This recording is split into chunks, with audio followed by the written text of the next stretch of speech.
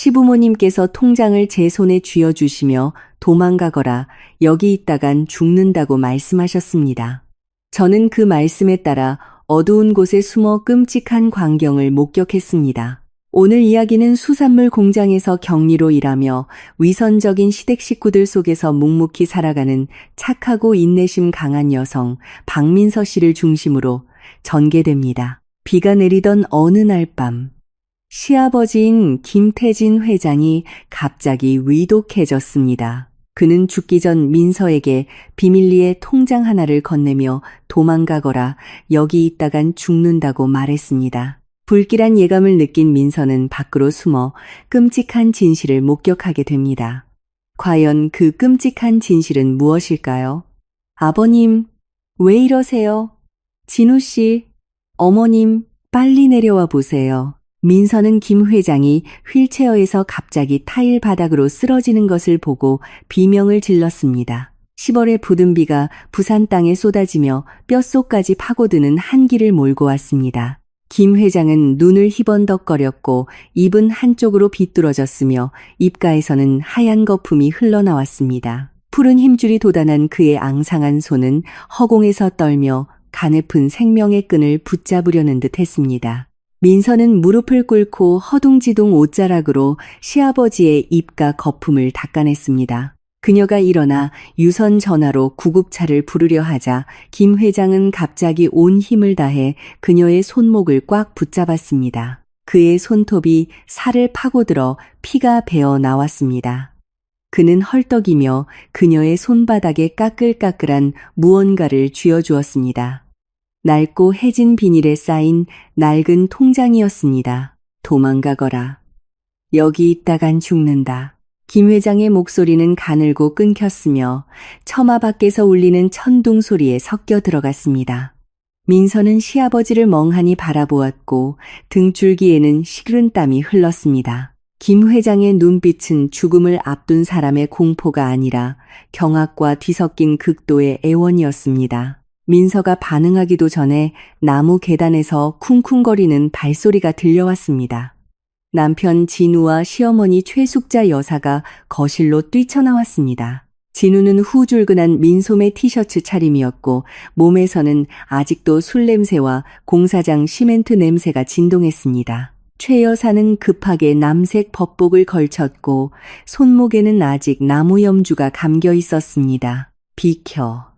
당신이 뭘 어떻게 했길래 아버님이 이 지경이 되신 거야.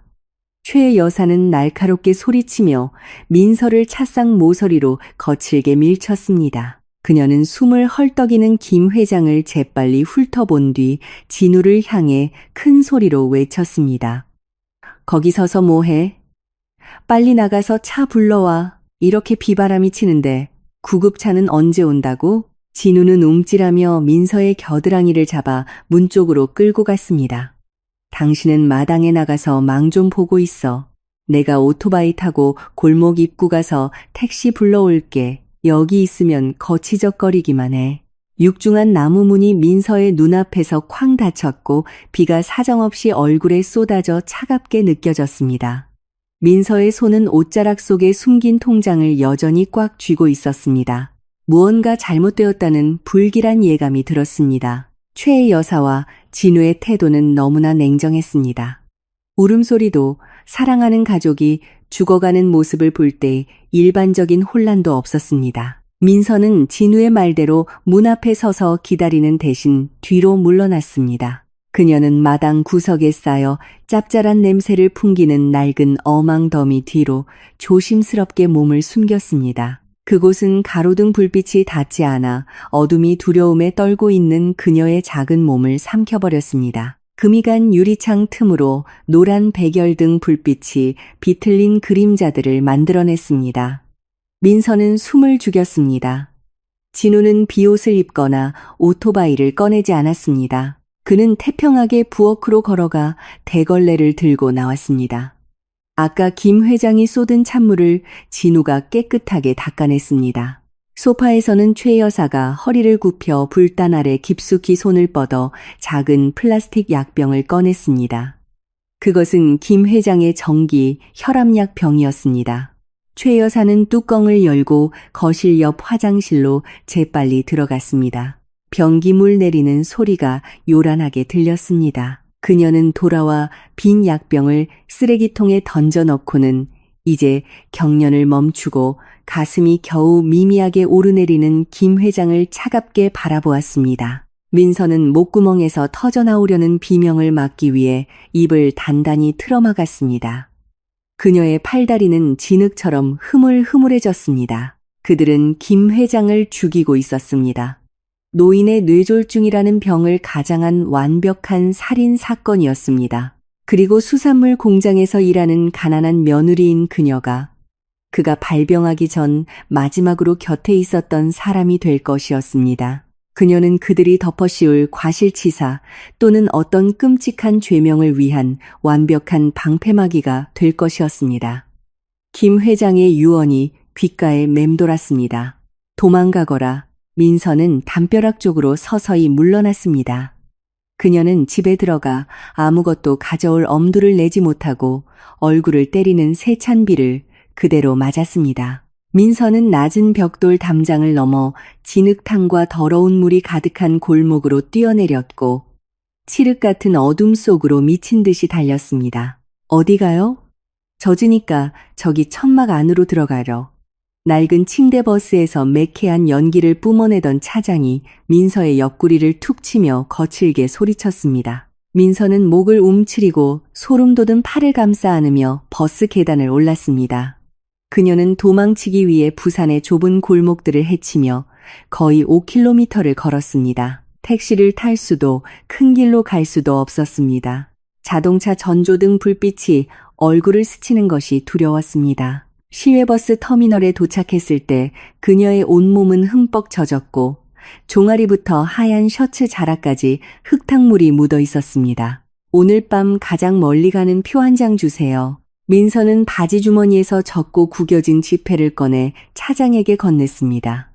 문신을 한 남자는 입맛을 다시며 지폐를 채가더니 마지막 줄 좌석을 가리켰습니다. 맨 뒤 구석 자리로 가요. 이 노선은 강릉까지 직행이고 중간에 내리고 싶으면 10분 전에 말해요. 버스는 구토 냄새, 기름 냄새, 그리고 짐칸에 숨겨둔 불법 해산물 상자의 비릿한 냄새가 뒤섞인 답답한 공기를 싣고 덜컹거리며 움직이기 시작했습니다. 민서는 좁고 이불은 더럽고 곰팡내 나는 침대에 몸을 웅크렸습니다.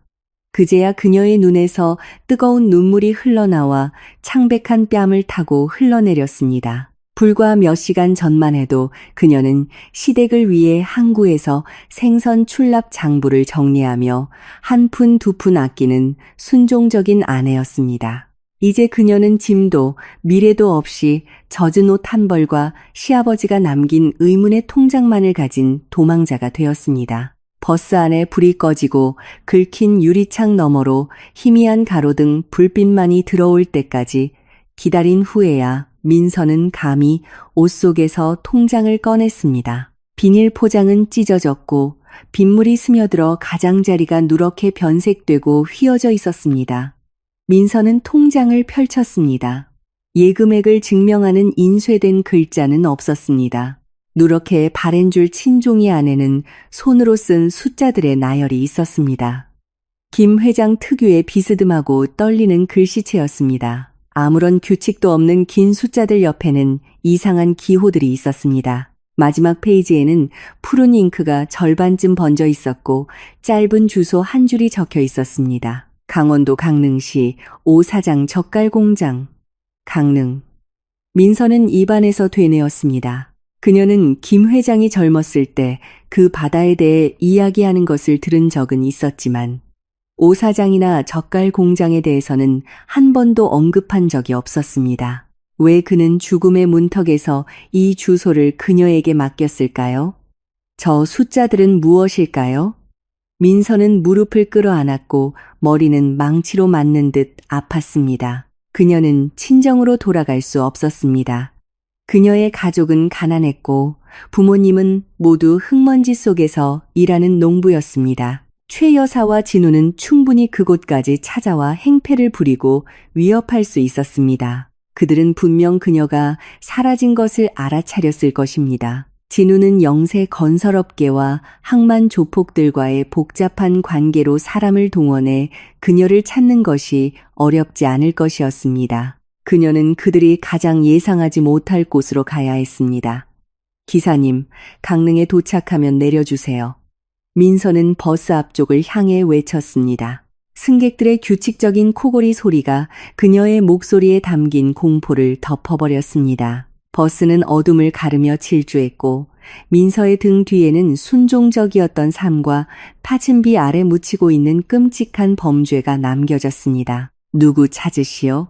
이른 아침부터 이 낡은 공장에 무슨 일이요? 거대한 나무 발효 통들 뒤에서 구수한 담배 냄새가 섞인 굵직한 목소리가 들려왔습니다. 민서는 깜짝 놀라 돌아섰습니다. 땀으로 번들거리는 검게 그을린 피부의 중년 남자가 우통을 벗은 채 생선 비늘이 가득 담긴 플라스틱 통 2개를 들고 다가오고 있었습니다. 민서는 겁을 먹고 한 걸음 물러섰습니다. 그녀는 아직 어둑어둑한 새벽에 강릉 삼거리에서 차를 내렸습니다. 길가의 노점상들에게 한참을 물어보고 항구 근처에 붉은 흙먼지가 날리는 길을 걸어서야 겨우 오 사장 젓갈 공장을 찾을 수 있었습니다. 이곳은 번듯한 대규모 공장이 아니라 녹슨 양철 지붕을 얹은 허름한 건물들이 물가에 위태롭게 늘어서 있는 곳이었습니다. 저 오 사장님을 찾으러 왔습니다. 남자는 눈을 가늘게 뜨고 플라스틱 통 2개를 땅에 쿵 내려놓고는 흠집난 플라스틱 의자에 털썩 주저앉았습니다. 내가 오 사장이요. 댁은 뉘집 자식이요? 빚 받으러 왔소? 아니면 일자리 구하러 왔소? 여긴 편하고 돈 많이 버는 일 없으니 괜히 얼굴 내밀지 마시오. 민서는 깊은 숨을 들이쉬며 목구멍으로 치미는 씁쓸함을 삼키려 애썼습니다. 그녀는 다가가 조심스럽게 주머니에서 비닐에 싼 통장을 꺼내 김 회장의 글씨가 있는 마지막 페이지를 펼쳐 더러운 나무 테이블 위에 놓았습니다. 저는 민서라고 합니다. 부산에 계신 김태진 회장님 며느리입니다. 아버님께서 사장님을 찾아가 보라고 하셨습니다. 오 사장은 담뱃대에 불을 붙이려다 멈칫했습니다. 그의 흐릿한 눈이 종이 위에 글씨를 뚫어지게 쳐다보았습니다. 그의 굳은 살 박인 손이 통장 가장자리에 닿았을 때 희미하게 떨렸습니다. 공기는 숨 막힐 듯 조용해졌고 고인 더러운 물 웅덩이 주위를 윙윙거리는 쉬파리 소리만 들렸습니다. 오 사장은 통장을 접어 낡은 작업복 바지 주머니에 쑤셔 넣었습니다. 그는 김 회장이 왜 며느리를 보냈는지 캐묻지도 민서의 초라하고 비참한 몰골에 대해 궁금해하지도 않았습니다. 그는 담배를 길게 한 모금 빨아 자욱한 연기를 내뿜고는 공장 끝을 턱으로 가리켰습니다. 나를 따라오시오. 민서는 오 사장을 따라 좁고 진흙과 발효통에서 새어나온 젓갈로 질척이는 길을 말없이 걸었습니다. 우통을 벗은 인부들이 소금과 멸치를 나르며 그녀를 노골적이고 캐묻는 눈으로 쳐다보았습니다. 오 사장은 강가에 위태롭게 자리 잡은 남은 판자로 엮고 깨진 슬레이트로 지붕을 얹은 나무 오두막 앞에서 멈췄습니다. 여기 들어가서 이 근처 멸치젓 통들이나 잘 지키시오. 밥은 하루 3끼, 공장 식당 가서 먹고 일당 줄 돈은 없으니 우선 묵으면서 생각해 봅시다. 오두막은 비좁아 찢어진 돗자리가 깔린 삐걱거리는 나무 평상과 짐을 둘 작은 공간만 겨우 들어갔습니다. 창문도 독립된 화장실도 없었고 사방의 썩은 나무벽은 바닷바람이 그대로 들어오게 해 옆에 있는 수산 폐기물 처리장의 역한 냄새를 실어 날랐습니다. 돈 한 푼 없이 도망치는 사람에게 깨끗하고 번듯한 방은 사치였습니다. 민서는 고개를 끄덕이고 뻣뻣한 돗자리에 지친 몸을 뉘었습니다. 그녀는 귓가에서 윙윙거리는 굶주린 모기들을 무시하고 눈을 감았고 강릉 어촌의 탁한 공기에 숨쉬는 법을 익히기 시작했습니다. 부산의 김 회장 자택, 넓은 거실에는 향 연기가 자욱했습니다. 급하게 차린 재단 중앙에는 굳은 표정의 김 회장 영정 사진이 놓여 있었습니다. 장례식장의 곡소리가 애절하게 울려 퍼져 애를 끊는 듯 했습니다. 진우는 이마에 상주 완장을 차고 거친 삼배 상복을 입은 채 관 옆 바닥에 엎드려 있었습니다. 조문객이 올 때마다 그는 비통하게 울부짖으며 타일 바닥에 손을 쾅쾅 내리쳤습니다. 아버지, 너무 갑자기 가셨어요. 남은 어머니와 저는 어떻게 살라고요. 아버지, 진우의 눈물 콧물이 범벅이 되었고 비통하고 초췌한 모습에 조문을 온 이웃들마저 눈물을 훔쳤습니다. 모두들 진우의 어깨를 두드리며 위로하고 아버지를 잃고 저렇게 통곡하니 효자라고 칭찬했습니다. 방 한 구석에서 최 여사는 함께 신앙생활을 하는 친구들의 어깨에 고개를 파묻고 있었습니다. 그녀의 손에 들린 염주는 빠르게 돌아갔습니다. 동네 부녀 회장이 들어와 향을 피우는 것을 보자 최 여사는 즉시 고개를 들었고 눈에는 눈물이 그렁그렁했으며 일부러 모든 사람이 들을 수 있도록 슬픈 목소리로 말했습니다. 저희 집안이 복이 없어서요, 언니. 남편이 갑자기 심장마비로 쓰러졌는데 며느리는 그럴 수가 없어요.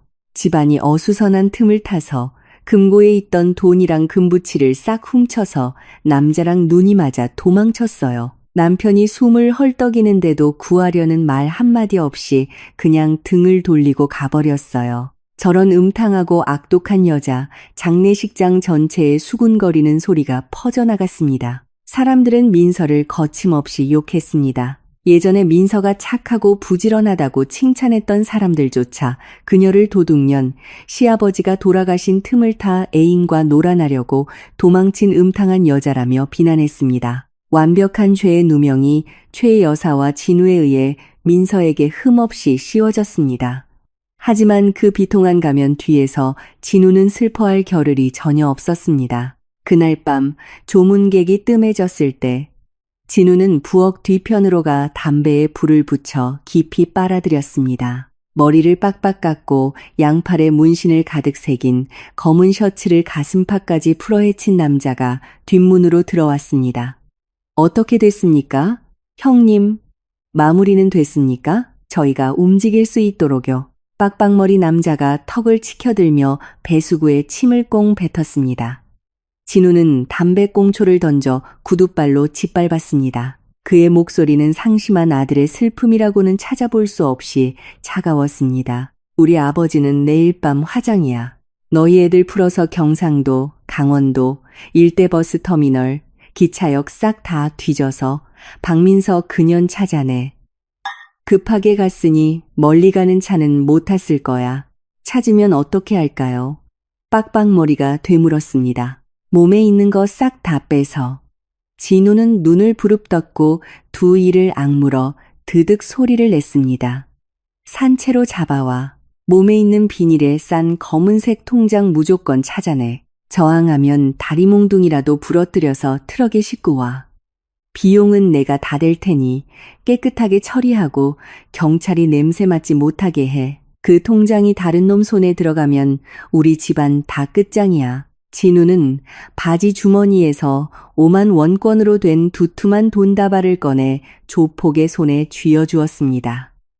그의 눈에는 먹잇감에 취한 맹수처럼 잔인한 빛이 번뜩였습니다. 공식적인 사냥이 시작되었습니다. 도망치는 고독한 여인을 추적하기 위해 잔혹한 손길이 온 동네 구석구석으로 뻗어나갔습니다. 오늘 아침 들어온 고등어 물량 숫자 똑바로 적어. 멍하게 있다가 손실나면 공장에서 쫓아낼 줄 알아. 오 사장은 흠집난 나무 테이블 위로 담뱃대를 톡톡 두드리며 비린내 나는 생선 비늘이 잔뜩 묻은 장부 더미를 턱으로 가리켰습니다. 민서는 고개를 꾸벅 숙이고 구겨진 종이를 폈습니다. 며칠 동안 그녀는 새벽부터 밤늦게까지 쉴 새 없이 일했습니다. 오 사장은 여자의 힘으로는 무거운 소금 포대를 나르거나 젓갈을 뒤섞는 고된 일을 감당할 수 없다며 시키지 않았습니다. 대신 그는 그녀에게 공장의 일일 생선 입출고 장부를 기록하는 일을 맡겼습니다. 그 대가로 민서는 소박한 새끼 식사와 강어귀에서 바닷바람이 불어올 때마다 삐걱거리는 초라한 나무 오두막에서 잠자리를 얻었습니다. 강릉의 밤은 칠흑같이 어두웠고 하루 종일 고된 노동에 지친 인부들은 오두막 밖 평상에 누워 드르렁 드르렁 코를 골았습니다. 코골이 소리는 철썩이는 파도 소리와 섞여 구슬픈 소리를 냈습니다. 민서는 오두막 안 삐걱거리는 나무 평상에 무릎을 모으고 앉아 희미한 등잔불을 켰습니다. 그녀는 조심스럽게 김 회장의 비닐에 싼 통장을 베개 밑에서 꺼냈습니다. 며칠 동안 눈을 감기만 하면 눈을 희번덕거리며 숨을 거두던 시아버지의 모습이 떠올라 그녀를 괴롭혔습니다. 등유 램프의 노란 불빛 아래 민서는 비뚤어진 손글씨 숫자들을 뚫어지게 쳐다보았습니다. 처음 언뜻 보면 누구나 은행 계좌 번호나 금고 비밀번호라고 생각하겠지만 수산물 공장에서 수년간 계산서 더미에 파묻혀 살았던 사람의 직감이 민서에게 말해주었습니다. 이것은 예금이 아니라고. 그녀는 연습장에 각 숫자 열을 세로로 다시 적었습니다. 첫 번째 열은 항상 거액의 숫자로 시작했고 그 뒤에는 PG, GS 같은 정체 모를 알파벳들이 어지럽게 나열되어 있었습니다. 두 번째 열은 지난 한 해 동안의 날짜들이었습니다. 세 번째 열은 밑줄이 그어진 숫자들의 나열이었습니다. 민서는 미간을 찌푸리고 볼펜 끝으로 찢어진 돗자리를 톡톡 두드렸습니다. PG는 분명 폐기물의 약자일 것이고 GS는 건설을 의미하는 게 틀림없어. 민서의 머릿속에서 첫 번째 퍼즐 조각이 무섭게 맞춰졌습니다. 그녀의 남편, 진우의 건설 회사는 사실 껍데기에 불과했습니다. 진우는 부산 근처에서 담장을 쌓거나 지붕을 고치는 등 자잘한 보수공사만 맡았습니다. 하지만 가끔 민서가 강요받아 작성했던 월간 재무보고서에는 엄청난 양의 자재가 입고된 것으로 기록되어 있었습니다. 민서의 손이 부들부들 떨렸습니다. 그녀는 다음 페이지로 넘겼고 숫자들은 하나의 뚜렷한 범죄의 그림으로 맞춰지기 시작했습니다. 뇌졸중을 앓기 전 조폭 세계에서 뒹굴었던 노련한 김 회장은 아내와 아들의 모든 수상한 거래를 조용히 추적하고 기록했던 것입니다. 최 여사와 진우는 건설 회사라는 명목으로 항구를 통해 밀수되는 대규모 폐기물 밀수 조직에 막대한 검은 돈을 합법화했습니다. 그들은 유령 건설 자재 구매 영수증을 통해 검은 돈을 깨끗한 돈으로 바꾸고 그 돈을 다시 차명 계좌로 돌렸습니다. 민서는 입술을 깨물어 짭짤한 피맛이 났습니다. 겉으로는 항상 도리를 설파하고 매월 초하루마다 절에 가서 불공을 드리던 시어머니가 있는 그 가족이 사실은 더러운 범죄 조직이었던 것입니다. 그리고 김 회장의 죽음은 갑작스러운 뇌졸중이 아니었습니다. 그는 그들의 비밀을 손에 쥐고 있었습니다.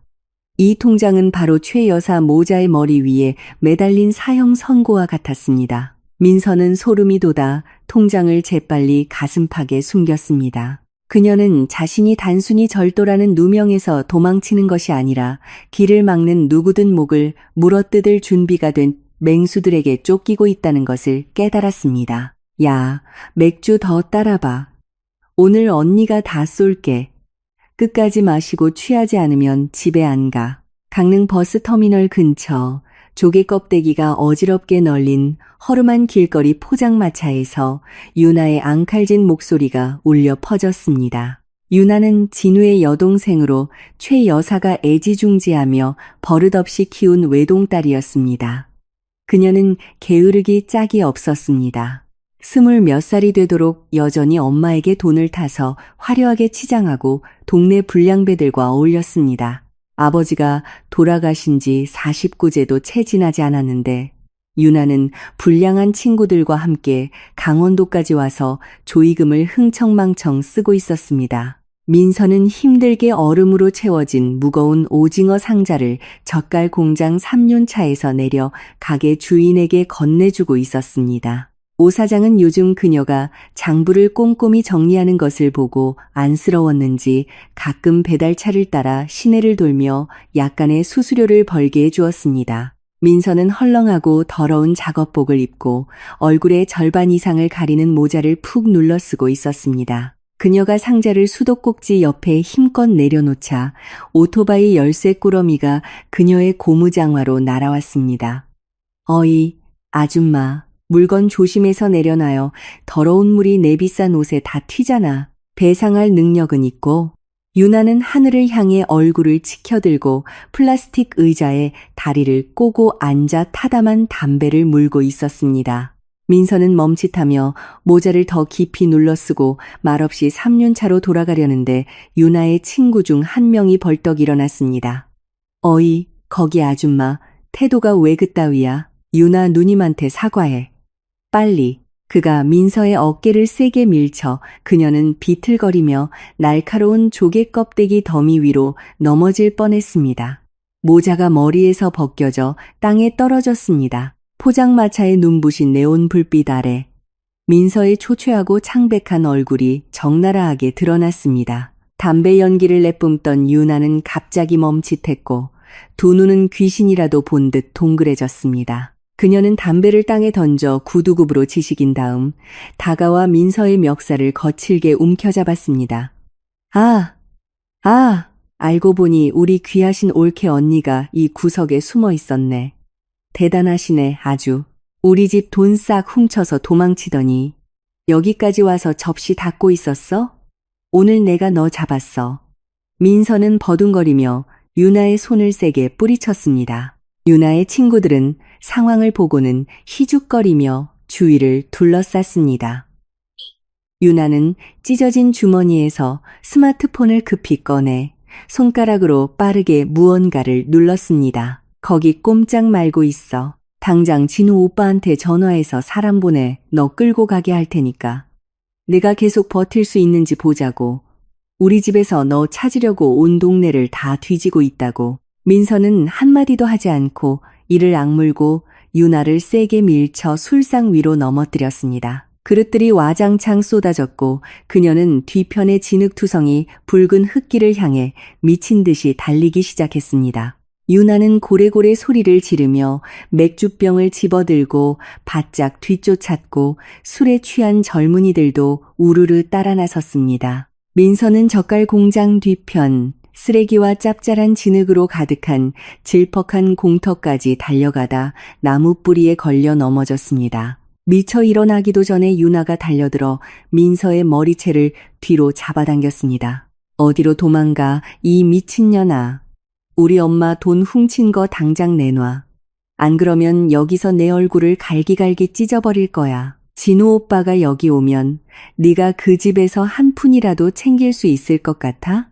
민서는 뺨에 튄 진흙을 급히 닦아내고 차갑고 단호한 목소리로 유나의 눈을 똑바로 쳐다보았습니다. 유나가 막 내리치려던 불같은 따귀가 허공에서 멈췄습니다. 유나의 친구들은 멀리서 담배를 피우며 재미있는 구경거리를 기다릴 뿐 남의 집안일에 깊이 개입할 생각은 없어 보였습니다. 민서는 비틀거리며 일어나 젖은 진흙이 묻은 바지를 털어냈습니다. 공포는 한계에 부딪혔고 그 대신 차가울 정도의 평온함이 찾아왔습니다. 시집살이 하는 동안 민서는 그 집에 사는 모든 사람들의 속을 꿰뚫고 있었습니다. 유나는 어리석고 충동적이지만 탐욕이 끝이 없었습니다. 그녀는 최 여사와 진우에게 장기말로 취급받았습니다. 용돈 몇 푼 던져줄 뿐 큰 재산에는 절대 손대게 하지 않았습니다. 무슨 개소리야? 우리 집 돈이니까 우리 오빠가 엄마를 위해 되찾아야지. 그 통장 빨리 내놔. 유나는 소리쳤지만 그녀의 눈빛은 이미 흔들리기 시작했습니다. 민서는 비웃었습니다. 시댁 식구들 앞에서 한 번도 감히 보이지 못했던 경멸적인 미소였습니다. 너희 집 돈? 김 회장님이 나한테 준 그 통장에 돈이 얼마나 있는지 알아? 15억이야. 똑똑히 들었어. 이 멍청아. 15억 원 예금. 내 아버지 이름으로 숨겨둔 거야. 유나는 얼어붙었고 입을 떡 벌렸습니다. 15억 원은 그녀의 텅 빈 머리로는 상상할 수 없는 엄청난 액수였습니다. 거짓말 마. 우리 아빠가 어디서 그런 돈이나. 나는 경리야. 장부는 내가 쥐고 있어. 내 엄마랑 진우 오빠가 널 아껴서 그런다고 생각해? 그들이 날 찾는 건 돈이 아까워서가 아니라 내가 그 돈을 꿀꺽 할까봐 두려워서야. 지금 네가 진우 오빠를 부르면 장담하는데 너는 단돈 10원도 못 만져. 진우 오빠는 통장을 싹 뺐고 너한테 몇백만 원 던져주고 놀러 가라고 한 뒤에 나머지는 전부 건설공사에 쏟아부을 걸. 너는 내 엄마랑 오빠 눈에는 아무것도 아니야. 민서의 말은 비수처럼 유나의 전곡을 찔렀습니다. 민서는 자신이 위험한 도박을 하고 있다는 것을 알았습니다. 그녀는 15억 원이라는 돈에 대해 뻔뻔한 거짓말을 해서 신우이의 끝없는 탐욕을 정면으로 공격했습니다. 유나는 침을 꿀꺽 삼켰고 민서의 멱살을 잡고 있던 손이 서서히 풀렸습니다. 그녀는 멀리서 태평하게 술을 마시고 있는 친구들을 돌아본 뒤 목소리를 낮춰 속삭였습니다. 그래서 지금 내 생각은 뭔데? 통장은 어딨어? 민서는 유나의 손을 뿌리치고 흐트러진 옷매무새를 바로잡았습니다. 그녀는 반걸음 다가가 변덕스러운 신우이의 얼굴을 뚫어지게 쳐다보았습니다. 통장은 김 회장님 명의라 은행에서 계좌를 동결했어. 내가 통장을 가지고 있어도 아무것도 못해. 그 15억을 인출하려면 은행에서는 아버지의 사망진단서 원본과 특히 진우 오빠 회사법인 인감이 찍힌 위임장이 있어야 법을 피해 조용히 인출할 수 있다고 요구했어. 민서는 한 박자 쉬고 계속해서 변하는 유나의 표정을 살폈습니다. 그리고 결정타를 날렸습니다. 너랑 나 거래하자. 네가 부산으로 돌아가서 진우 오빠 사무실 비밀 서랍을 뒤져. 사망진단서랑 회사 법인 인감을 훔쳐서 여기로 가져와. 내가 절차 밟아서 돈 빼고 너한테 7억 5천만 원 바로 줄게. 너 그 돈 들고 미국을 가든 유럽을 가든 평생 호의호식하며 살 수 있어. 더는 그 집에서 돈 탔을 필요도 없고. 탐욕은 유나의 이성을 완전히 마비시켰습니다. 7억 5천만 원이라는 두 단어가 귓가에서 윙윙거렸고 그녀의 눈은 여름밤 배고픈 반딧불처럼 반짝였습니다. 그녀는 입술을 핥으며 민서를 마지막으로 한번 훑어보더니 고개를 캔 끄덕였습니다. 어둡고 질척한 동지에서 악마의 계약이 성립되었고 포악했던 신우이는 누명을 쓴 여인의 강력한 조력자로 변모했습니다. 왼쪽 맨 아래 서랍 열어봐.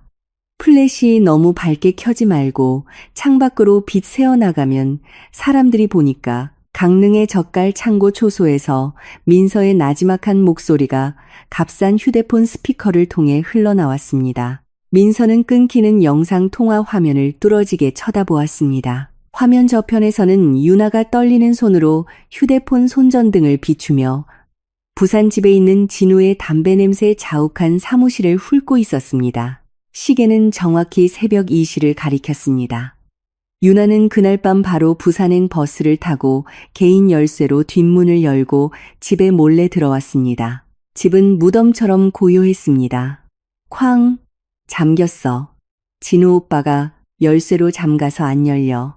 유나의 목소리가 전화기 너머로 울먹이며 들려왔습니다. 그녀는 입술을 깨물고 두 손으로 뱃의 손잡이를 꽉 잡고 힘껏 당겼습니다. 내 가방에 있는 손톱줄로 열쇠 구멍 틈새에 넣어서 비틀어봐. 살살해, 이 바보야. 민서는 화면 너머로 나지막이 쏘아붙였습니다. 법인 인감과 사망진단서에 대한 거짓말은 사실 함정이었습니다. 민서는 유나의 손을 빌려 진우가 항상 꽁꽁 숨겨두었던 붉은 가죽 표지의 채무장부를 찾아내고 싶었습니다.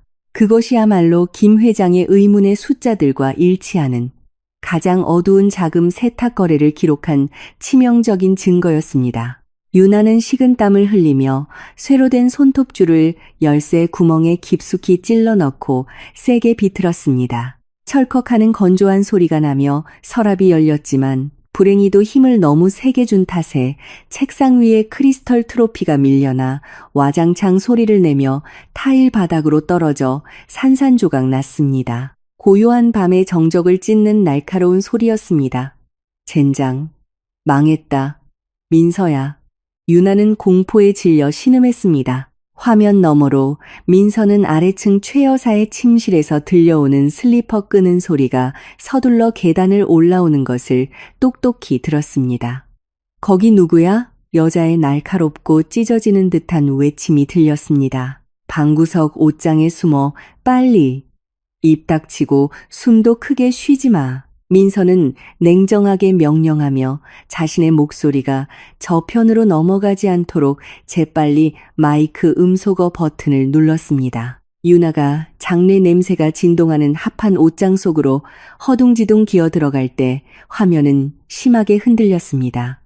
문을 바싹 닫고 아주 작은 틈만 남겼습니다. 사무실 문이 발로 차여 열리고 눈부신 형광등 불빛이 옷장 틈새로 새어 들어왔습니다. 유나가 옷 가장자리에 숨긴 휴대폰의 좁은 시야를 통해 민서는 최 여사의 자주색 비단 바지 자락이 왔다 갔다 하는 것을 보았습니다. 하지만 최 여사는 혼자가 아니었습니다. 뾰족한 검은색 구두를 신은 남자가 바로 뒤따라 들어왔습니다.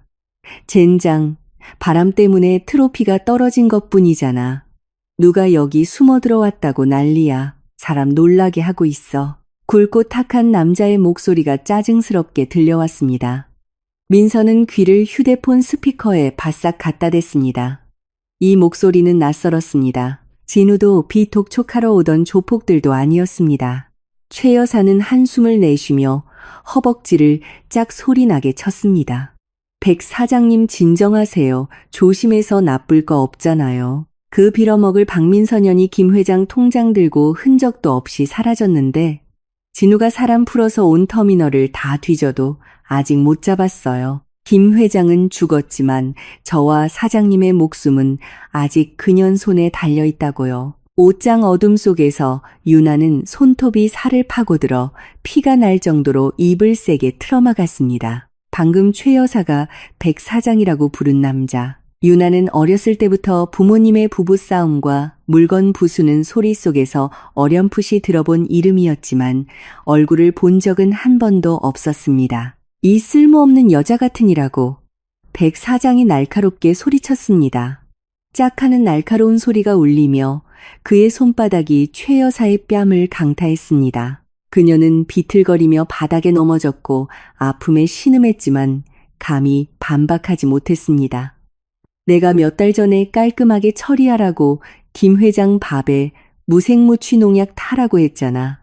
내 말은 안 듣고 굳이 약물 과다 복용으로 갑자기 죽게 만들어서 착한 아내 연기나 하고 싶었어?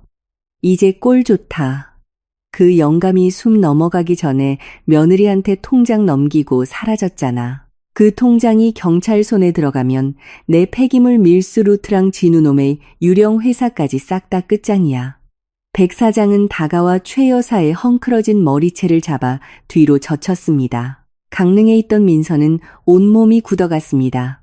그 추악한 가족의 가장 끔찍한 비밀이 더러운 어둠 속에서 한 겹 한 겹 벗겨지고 있었습니다. 진짜 폭풍은 이제 막 그들의 운명 위로 쏟아지기 시작했습니다. 이 멍청한 여자 같으니 어떻게 일을 처리했길래 그 늙은이가 지난 몇 년간 나와 진우의 모든 움직임을 몰래 기록하게 놔뒀어?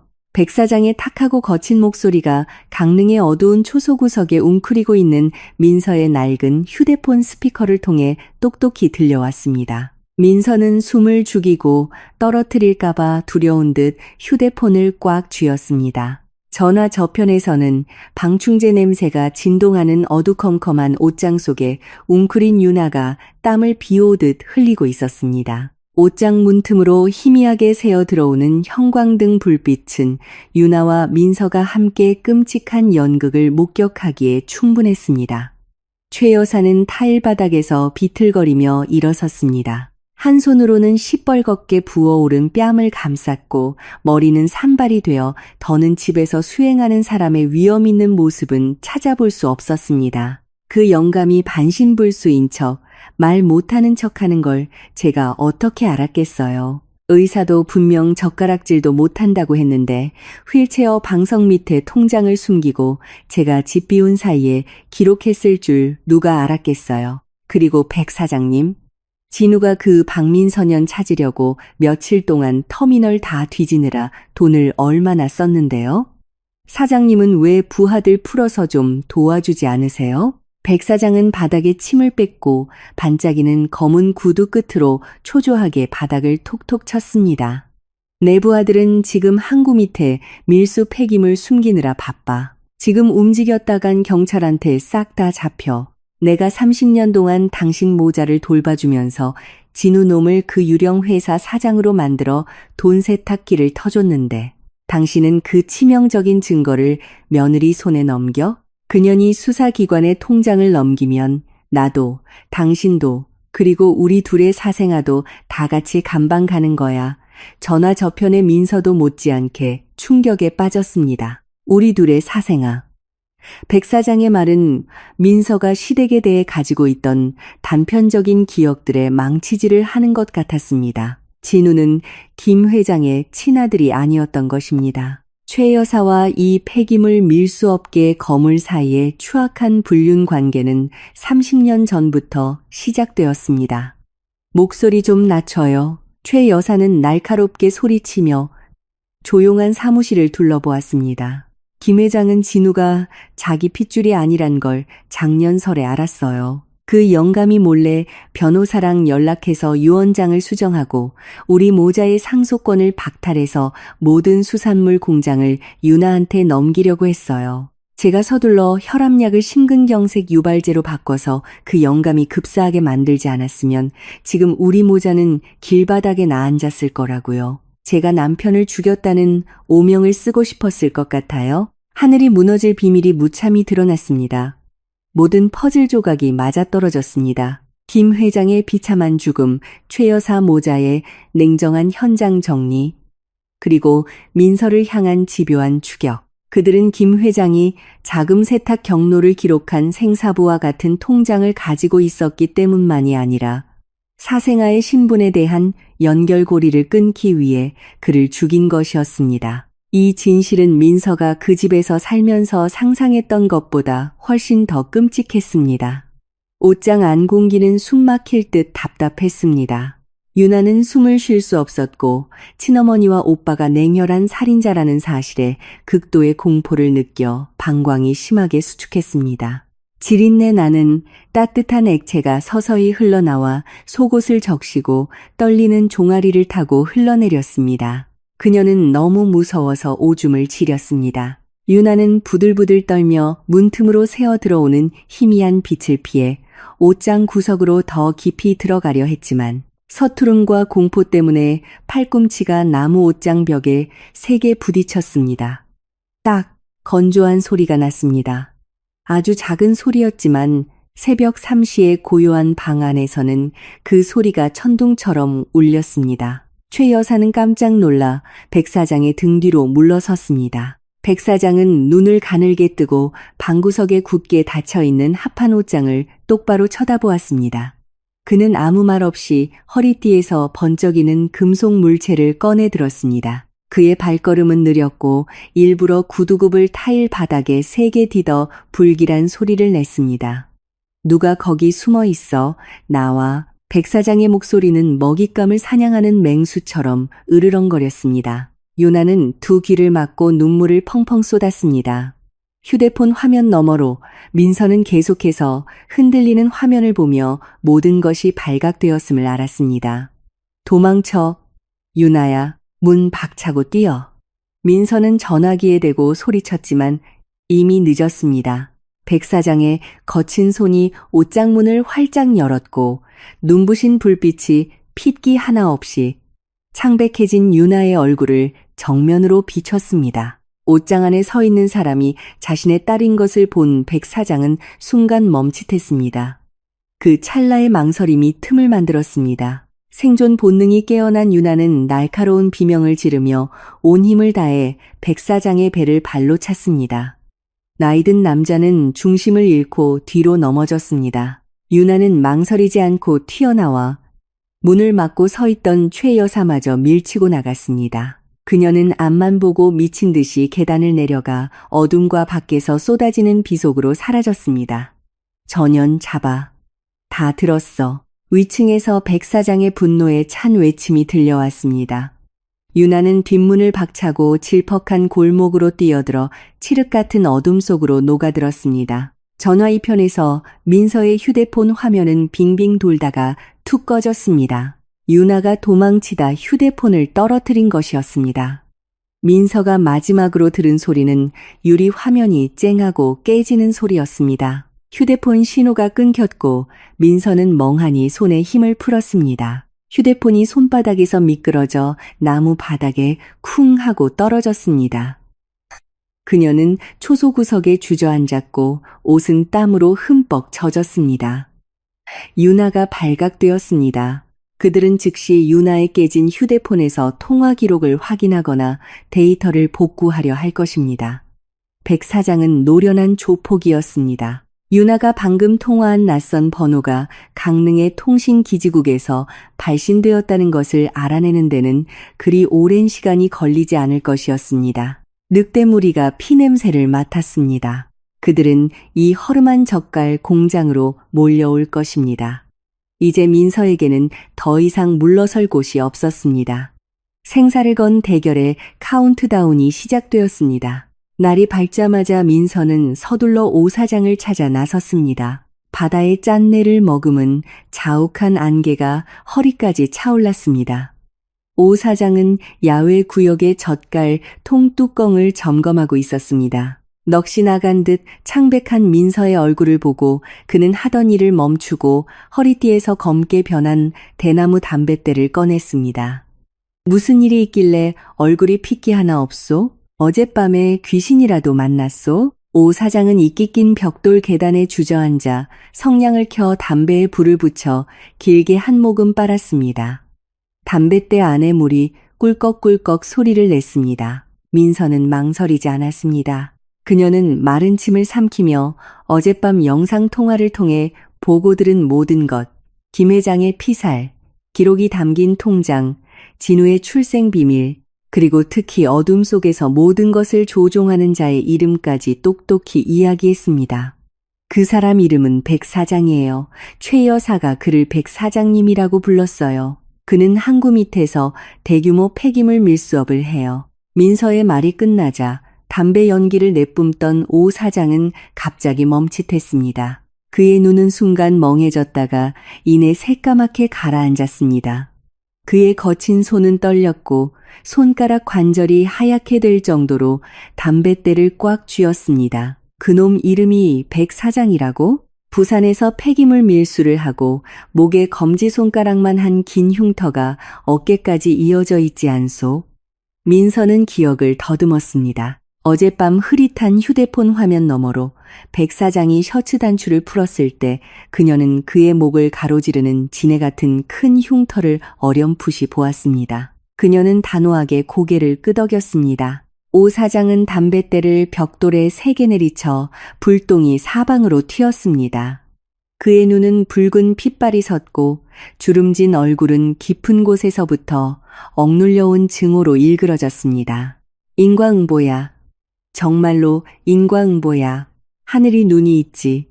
그 짐승 같은 놈이 계속 잘 살게 내버려 둘 리가 없지.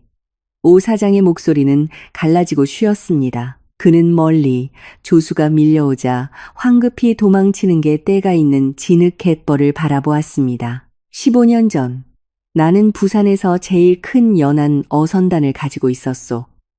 백 사장 그놈은 그때 침몰선 자네나 사들이던 브로커에 불과했지. 어느 날 바다에 나갔다가 해양경찰에 붙잡혀 조사를 받았는데 놈들이 얼음 창고에서 수십 킬로그램의 금지 약물을 찾아냈소. 나는 하늘에 맹세코 억울하다고 외쳤지만 아무도 믿어주지 않았지. 배에 짐을 싣는 서류에 서명한 사람이 바로 백 사장이었으니까. 나는 억울하게 3년간 옥살이를 했소. 집에 남은 아내와 자식들은 너무 가난해서 나를 버리고 어디론가 떠나버렸고 만기 출소하고 나는 이곳 강릉까지 떠돌아다니다가 대니를 해서 겨우 이 낡은 젓갈 공장을 사서 숨어 살았소. 오 사장은 민서를 돌아보았습니다. 그의 눈에는 더 이상 초면의 무관심이나 냉대가 아닌 막다른 길에 몰린 자들의 동질감이 담겨 있었습니다. 당신 시아버지 김 회장님은 옛날에 내가 터미널에서 굶주렸을 때 밥 한 끼 사주신 은혜가 있어. 이제 그분이 억울하게 돌아가셨는데 내 평생의 원수와 얽혀 있다니. 더는 도망칠 필요 없소. 아가씨. 그 늑대무리에게 도망치는 건 아무것도 해결해주지 않소. 내가 돕겠소. 우리가 덫을 놓아 그놈들이 모든 죄를 토해내게 만듭시다. 민서는 눈물을 흘렸습니다. 이 어둡고 비린내 나는 어촌에서 그녀는 마침내 기댈 곳과 판을 뒤집을 전쟁을 시작할 동맹을 찾았습니다.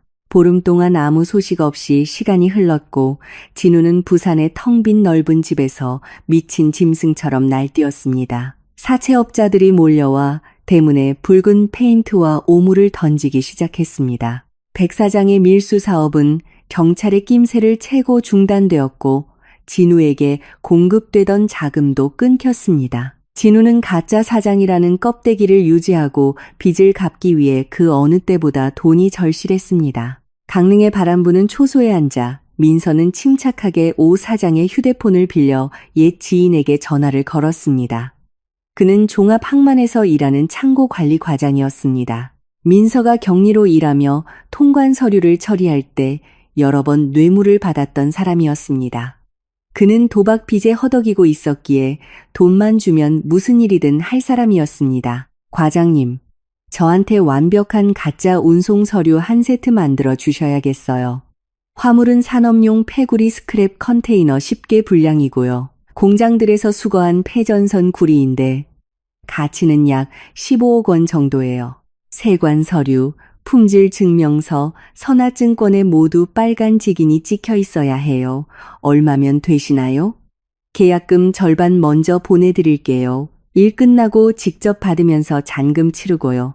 민서가 시집살이하며 몇 년간 알뜰하게 모은 개인 계좌의 돈은 이 일을 처리하기에 충분한 액수였습니다.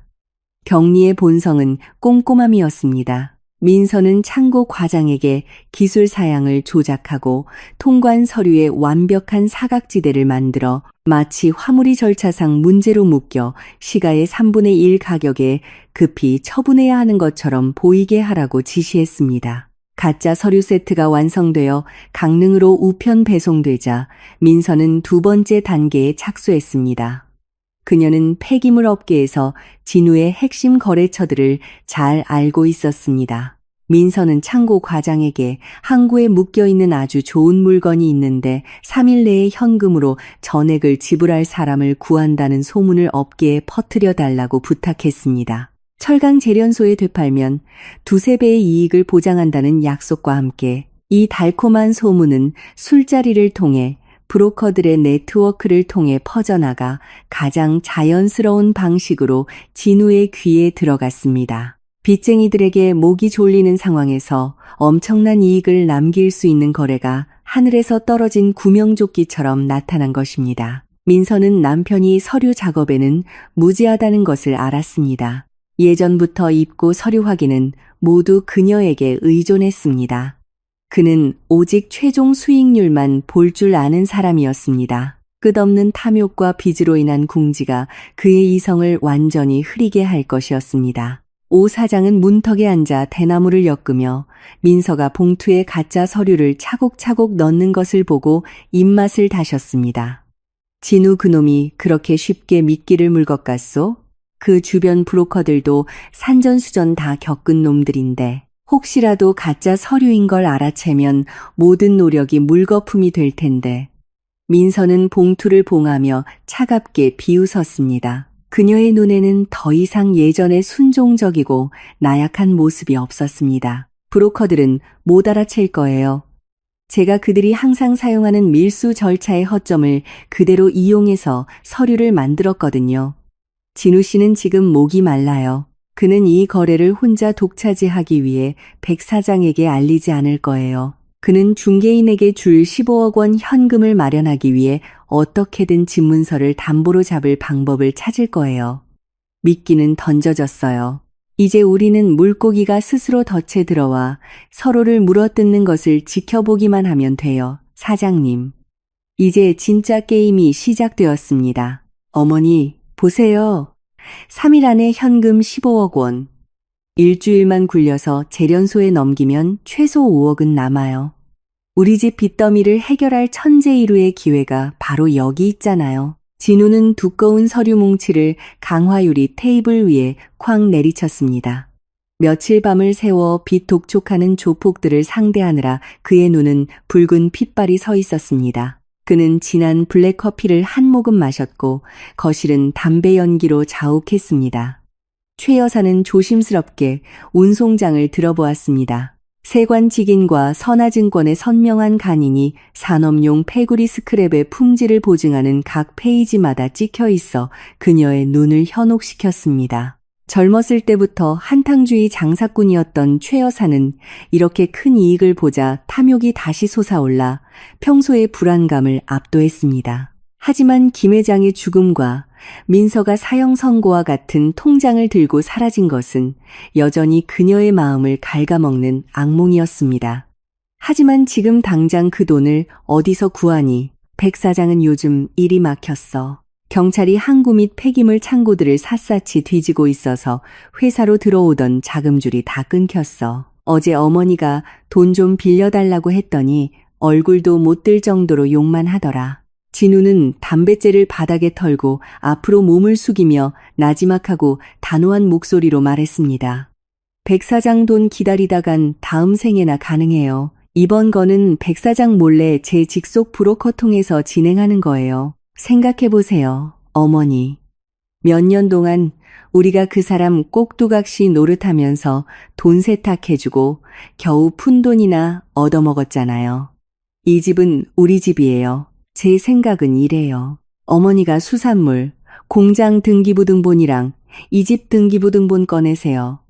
그리고 육반장 내 사채업자들 불러서 급전 대출 받는 거예요. 걔네가 감정하면 대충 16억 정도는 나올 거예요. 이자는 좀 비싸지만 우리가 이 한탕하고 멀리 도망가면 돼요.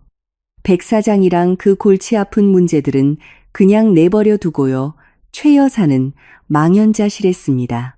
이 집에 피와 땀이 서린 모든 재산을 사채업자에게 담보로 잡는 것은 너무나 큰 도박이었습니다. 만약 중간에 잘못되면 온 가족이 길거리에 나앉게 될 것이었습니다. 그녀는 재단 위 김 회장의 영정 사진을 바라보고 두 손을 모아 빌고는 이를 악물고 고개를 끄덕였습니다. 진우와 최 여사가 급전을 빌리기 위해 재산 양도 서류를 위조하려고 사채업자를 부를 준비를 할 때 백 사장이 갑자기 집에 찾아왔습니다. 산전수전 다 겪은 늙은 여우의 의심 많은 본성은 진우의 초조한 태도에서 이상한 낌새를 맡았습니다. 백 사장은 진우의 손에서 화물 서류 뭉치를 낚아채 형광등 불빛 아래에서 한 장 한 장 꼼꼼히 살폈습니다. 그는 종이 가장자리를 구겨보고 붉은 직인이 찍힌 곳에 엄지손가락을 가볍게 문질렀습니다. 이 폐케이블 스크랩은 누구 물건인데 내가 어디서 정보를 얻었어? 백 사장의 목소리는 차갑고 굵었습니다. 진우는 식은땀을 흘렸지만 태연한 척하며 항만창고 과장이 도박빚에 시달려 주인 없는 물건을 급히 처분해야 한다는 완벽한 이야기를 지어냈습니다. 백 사장은 원래 노련한 밀수꾼이었고 바로 그 때문에 법의 허점과 불법적인 물품 반입수법에 너무나 익숙했습니다. 민서가 만든 가짜 서류는 백 사장이 평소에 사용하던 수법들을 정확하게 적용할 정도로 정교했습니다. 너무나 달콤한 미끼를 보자 게다가 자신의 자금줄이 막혀 돈이 궁한 상황이 더해져 백 사장의 탐욕이 솟아올랐습니다. 그는 맡기는커녕 이 거래에 끼어들기로 결정했습니다. 백 사장은 진우에게 이 거래의 지분 절반을 요구했고 그 대가로 항구에서 물건을 빼내는 과정을 책임지겠다고 했습니다. 민서가 놓은 덫은 상상 이상으로 완벽했습니다. 가장 교활하고 잔인한 세 사람이 끝없는 탐욕과 궁지 때문에 실체도 없는 화물의 전 재산을 던지는 돌아올 수 없는 도박판에 스스로 손을 잡고 들어섰습니다. 강릉의 하늘은 잿빛이었고 열대성 저기압의 냉기를 머금은 검은 구름이 몰려왔습니다. 피가 배어나온 물집 잡힌 맨발로 국도에서 오 사장의 젓갈 공장으로 이어지는 질척한 흙길을 따라 걸어가는 한 여인이 있었습니다. 한때 번쩍이던 비단 옷은 이제 찢어지고 진흙으로 뒤덮여 있었고 머리카락은 헝클어지고 엉켜 여러 날 노숙한 시큼한 냄새를 풍겼습니다. 오빠의 출생과 어머니의 추악한 관계에 대한 충격적인 진실을 발견하고 부산 집에서 도망친 그 끔찍한 밤 이후 유나는 인생에서 가장 어두운 날들을 보내고 있었습니다. 그녀는 백 사장이 입막음을 위해 자신을 죽일까봐 두려워 집에 돌아갈 수 없었습니다. 함께 놀던 친구들은 그녀가 돈이 떨어지고 곤경에 처하자 가차없이 그녀를 길거리로 내쫓았습니다. 막다른 길에 몰린 그녀는 굶주림에 허덕이다 한때 자신이 거침없이 막말을 퍼부었던 올케에게 매달리기 위해 이 비린내 나는 곳으로 다시 찾아올 수밖에 없었습니다. 민서는 마당에서 멸치 입고 장부를 기록하다가 비틀거리는 유나의 모습을 보았습니다. 그녀는 놀라지 않았습니다. 그 인간의 본성을 너무나 잘 알았기 때문입니다. 민서는 유나에게 공장 인부들의 작업복 한 벌을 던져주고 이끼 낀 공용 수도꼭지를 가리켰습니다. 저기 가서 진흙이나 깨끗이 씻고 부엌 가서 남은 밥 먹어. 밥 먹고 나서는 여기 고등어 분류하는 아줌마들 좀 돕고 여기는 빈둥거리는 사람이 있을 곳 없어. 유나는 침을 꿀꺽 삼키고 나물 무침과 짜디짠 말린 생선 몇 마리뿐인 밥상을 보고 눈물이 왈칵 쏟아졌습니다. 그녀는 좋은 옷 입고 맛있는 것만 먹던 사람이었습니다.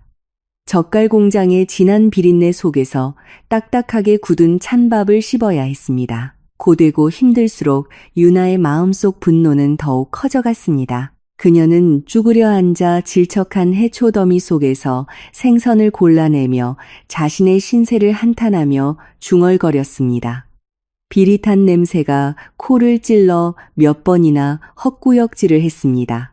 밤이 되어 좀이 슬고 땀 냄새 나는 인부들과 함께 비좁은 오두막에서 자야 했을 때 배신자의 변덕스러운 본성이 다시 강하게 솟아올랐습니다. 유나는 평생 이곳에 숨어 사는 것을 받아들일 수 없었습니다. 그녀는 그날 밤 백 사장이 박민서를 찾아 통장을 되찾아야 한다고 했던 말을 기억해냈습니다. 만약 그녀가 진우에게 민서의 거처를 알려준다면 오빠가 분명 큰 돈을 줄 것이고 그 돈으로 태국이나 캄보디아로 도망쳐 백 사장의 추격을 피할 수 있을 것이라고 생각했습니다. 생각은 곧 행동으로 옮겨졌습니다. 모두가 잠든 한밤중을 틈타 유나는 오두막에서 살금살금 빠져나와 벽 한 구석에서 충전 중이던 인부의 낡은 휴대폰을 슬쩍했습니다. 그녀는 강가로 조심스럽게 걸어나갔습니다. 바위에 부딪히는 파도 소리가 모든 소리를 삼켜버리는 곳이었습니다. 떨리는 손으로 익숙한 번호를 눌렀습니다. 전화 저편에서 신호음이 한참 울린 뒤에야 누군가 전화를 받았습니다. 여보세요. 누구요? 이 시간에 무슨 일이야? 진우의 술 취한 목소리가 들려왔습니다. 진우, 오빠, 나 유나야. 끊지 마. 나 박민서 그년 어디 숨어 있는지 알아. 김 회장 통장 들고 강릉에 있는 젓갈 공장에 숨어 있어. 전화 저편은 잠시 침묵하다가 누군가 침대에서 벌떡 일어나는 듯한 소리가 들렸습니다. 진우의 목소리는 완전히 깨어 있었습니다. 진짜야? 주소 빨리 불러. 유나는 비웃으며 헝클어진 머리카락을 쓸어 넘겼습니다. 오빠, 내가 바보인 줄 알아? 당장 내 차명 계좌로 5억 원 보내. 그리고 인천공항에서 방콕으로 뜨는 편도 항공권 한 장이랑 그러면 이 공장 정확한 주소 문자로 보내줄게. 안 그러면 오빠는 그냥 바다에서 바늘 찾기나 해. 박민서 그년 엄청 교활해.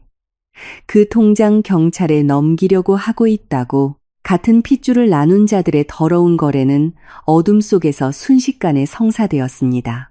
진우는 사채로 급히 빌린 돈의 일부를 떼어 친동생에게 보내주는데 동의했습니다. 계좌에 돈이 입금되었다는 알림을 받은 유나는 의기양양하게 웃으며 짧은 문자 메시지를 보내고는 인부의 휴대폰을 탁한 강물 속으로 던져버렸습니다. 그녀는 어둠 속으로 사라졌고 곧 닥칠 잔혹한 분노에 직면하게 될 올케를 버려두고 즉시 젓갈 공장에서 도망쳤습니다. 강어귀에서 불어온 바람이 오 사장의 허름한 젓갈 공장 양철 지붕 위로 세차게 몰아쳤습니다. 오늘 밤은 유난히 만조 수위가 높아 배수구에서 역류한 검고 탁한 물이 종아리까지 차올랐고 쓰레기와 찌꺼기들이 넓은 마당을 떠다녔습니다. 인부들은 침수를 피해 저녁 일찍 집으로 돌아갔고 민서와 오 사장만이 남아 소금 포대를 높은 곳으로 옮기고 있었습니다. 공간은 어둡고 철벅이는 물소리가 음산하게 울리며 쏟아지는 빗소리와 섞였습니다. 갑자기 흙으로 된 둑 너머에서 눈부신 자동차 전조등 불빛이 어둠을 가르고 녹슨 양철 공장을 정면으로 비췄습니다. 험악한 보호 철창을 단 픽업 트럭 3대가 침수된 마당 앞에서 끼익 소리를 내며 멈춰 섰습니다. 차문이 열리고 조악한 비옷을 입고 손에는 쇠파이프와 마체테를 든 험상궂은 남자들이 뛰어내려 진흙탕 마당을 온통 흐려놓았습니다. 진우는 선두 차량에서 내렸습니다. 그는 비옷을 입지 않고 얼굴에 쏟아지는 굵은 빗방울을 그대로 맞았습니다. 그의 모습은 초췌했고 두 눈은 깊고 검게 패여 있었지만 맹렬한 살기가 뿜어져 나왔습니다. 진우는 가짜 폐기물 화물에 전력을 다하기 전에 육반장에게 고용한 조폭들을 데리고 통장 문제를 깨끗이 해결하러 온 것이었습니다. 저 여자 찾아내. 이 구석이란 구석은 다 뒤져. 진우가 고함을 지르자 폭력배들이 미친 듯이 달려들어 닥치는 대로 부수기 시작했습니다. 플라스틱 통들이 박살나고 덜 익은 젓갈이 흘러넘쳐 만조의 물과 섞여 숨 막힐 듯한 악취를 풍겼습니다. 민서와 오 사장은 배수로 옆 가장 깊숙한 곳에 있는 낡은 나무 창고 안으로 서서히 몰렸습니다. 이곳은 가장 오래된 젓갈 발효 통들이 있는 곳으로 공간은 비좁고 어두컴컴했습니다. 오 사장은 녹슨 쇠지렛대를 꽉 쥐고 민서 앞에 서서 막아섰습니다. 합판으로 된 창고 문이 발로 차여 열렸습니다. 진우가 쇠 파이프를 들고 들어왔습니다. 그의 시선은 거대한 발효통들 사이의 틈새를 훑었고 마침내 민서가 숨어있는 어두운 구석에서 멈췄습니다. 이 빌어먹을 년 대단하네. 이 비린내 나는 구석까지 도망쳐서 내가 널 찾느라 돈을 얼마나 쓰게 만들어 김 회장 통장 내놔. 그러면 내게 같은 목숨은 살려주지. 안 그러면 오늘 밤 널 갈기갈기 찢어서 강에 던져 물고기 밥으로 만들어주마. 진우는 쇠파이프를 나무통에 쾅쾅 두드렸습니다. 그의 부하들은 문 밖에 늘어서 모든 탈출로를 막았습니다. 민서는 두려워하지 않았습니다. 그녀는 옅게 비웃으며 외투 주머니에 손을 넣어 작은 리모컨의 버튼을 눌렀습니다. 오 사장이 창고 구석들보에 몰래 숨겨둔 개조된 휴대용 스피커에서 지지직 소리가 나더니 방송이 시작되었습니다. 소리는 탁하고 잡음이 섞였지만 한마디 한마디가 또렷하게 긴장된 공기를 갈랐습니다.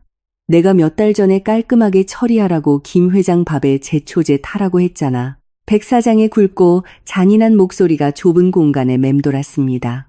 진우는 얼어붙었고 쇠 파이프를 쥔 손이 허공에서 멈췄습니다. 조폭들은 어리둥절하며 서로를 쳐다보았습니다. 그들은 돈을 받고 빚을 받아내는 그슨 일을 했지만 고용주의 집안 깊숙한 곳에서 일어나는 살인사건에 얽히고 싶지는 않았습니다. 녹음은 계속해서 가장 더러운 비밀들을 빗속으로 끌어냈습니다. 내 폐기물 밀수, 루트랑 진우놈의 유령 회사까지 싹 다 끝장이야. 그리고 가장 치명적인 한마디가 최 여사의 날카롭고 찢어지는 듯한 목소리로 진우의 고막을 강타했습니다. 김 회장은 진우가 자기 핏줄이 아니란 걸 작년 설에 알았어요. 제가 서둘러 혈압약을 심근경색 유발제로 바꿔서 그 영감이 급사하게 만들지 않았으면 지금 우리 모자는 길바닥에 나앉았을 거라고요. 진우의 온몸은 돌처럼 굳었고 그의 눈은 핏발이 서 희번덕거렸습니다. 잔인한 진실이 망치처럼 그의 머리를 강타하며 종가의 장남이라는 헛된 자부심을 산산조각 냈습니다. 진우의 손에서 쇠파이프가 쨍그랑 소리를 내며 젓갈과 진흙이 섞인 바닥으로 떨어졌습니다. 그는 두 걸음 물러서서 두 손으로 머리를 감싸쥐고 의미 없는 소리를 중얼거렸습니다. 아니야. 거짓말이야. 나를 속이려고 목소리를 조작한 거야. 진우는 상처 입은 짐승처럼 울부짖으며 근처에 있던 플라스틱 통을 집어들어 나무벽에 쾅 내리쳤습니다. 그가 쌓아 올린 모든 것, 번듯한 사장이라는 타이틀, 부산집에서의 절대 권력, 합법적인 상속권, 김 회장의 재산, 모든 것이 한순간의 멋진 사기극이었다는 것이 드러났습니다. 그는 단지 값싼 불륜의 더러운 산물이었고 검은 돈을 세탁하기 위해 조종되는 도구에 불과했습니다. 가장 큰 적은 눈앞에 서 있는 며느리가 아니라 독실한 불교 신자인 척하는 친어머니와 항상 그를 조카라 부르며 어깨를 두드리던 그 남자였습니다. 함께 온 조폭들이 웅성거리며 물러나기 시작했습니다. 두목인 육반장은 담배를 한 모금 깊이 빨고 침을 뱉었습니다. 내 집안일 너무 더럽다. 난 안 껴. 살인, 강도, 복잡하게 얽혔다가 경찰한테 잡히면 감방에서 뼈 삭는다고. 오늘 일당은 나중에 얘기하고 형제들, 철수, 폭력배들은 휘파람을 불며 서로를 부르고는 차로 돌아가 죄의 냄새로 가득 찬 답답한 공기를 뒤로하고 시동을 걸어 도망쳤습니다. 쥐들은 항상 배가 가라앉기 전에 도망갈 길을 아는 법입니다. 창고 안에는 이제 물이 철벅이는 소리만 남았습니다. 진우가 정신적으로 무너져 더러운 물웅덩이에 무릎을 꿇고 울부짖으며 옷을 찢는 틈을 타 민서는 오 사장에게 신호를 보냈습니다. 인생의 상처로 가득한 두 남녀는 거대한 두 젓갈통 사이의 틈새로 조용히 빠져나갔습니다. 창고 뒤편에는 큰 강지류로 바로 이어지는 지하 배수로가 있었습니다. 만조로 물이 머리 위까지 차올라 있었고 검고 탁한 물결이 일렁였습니다.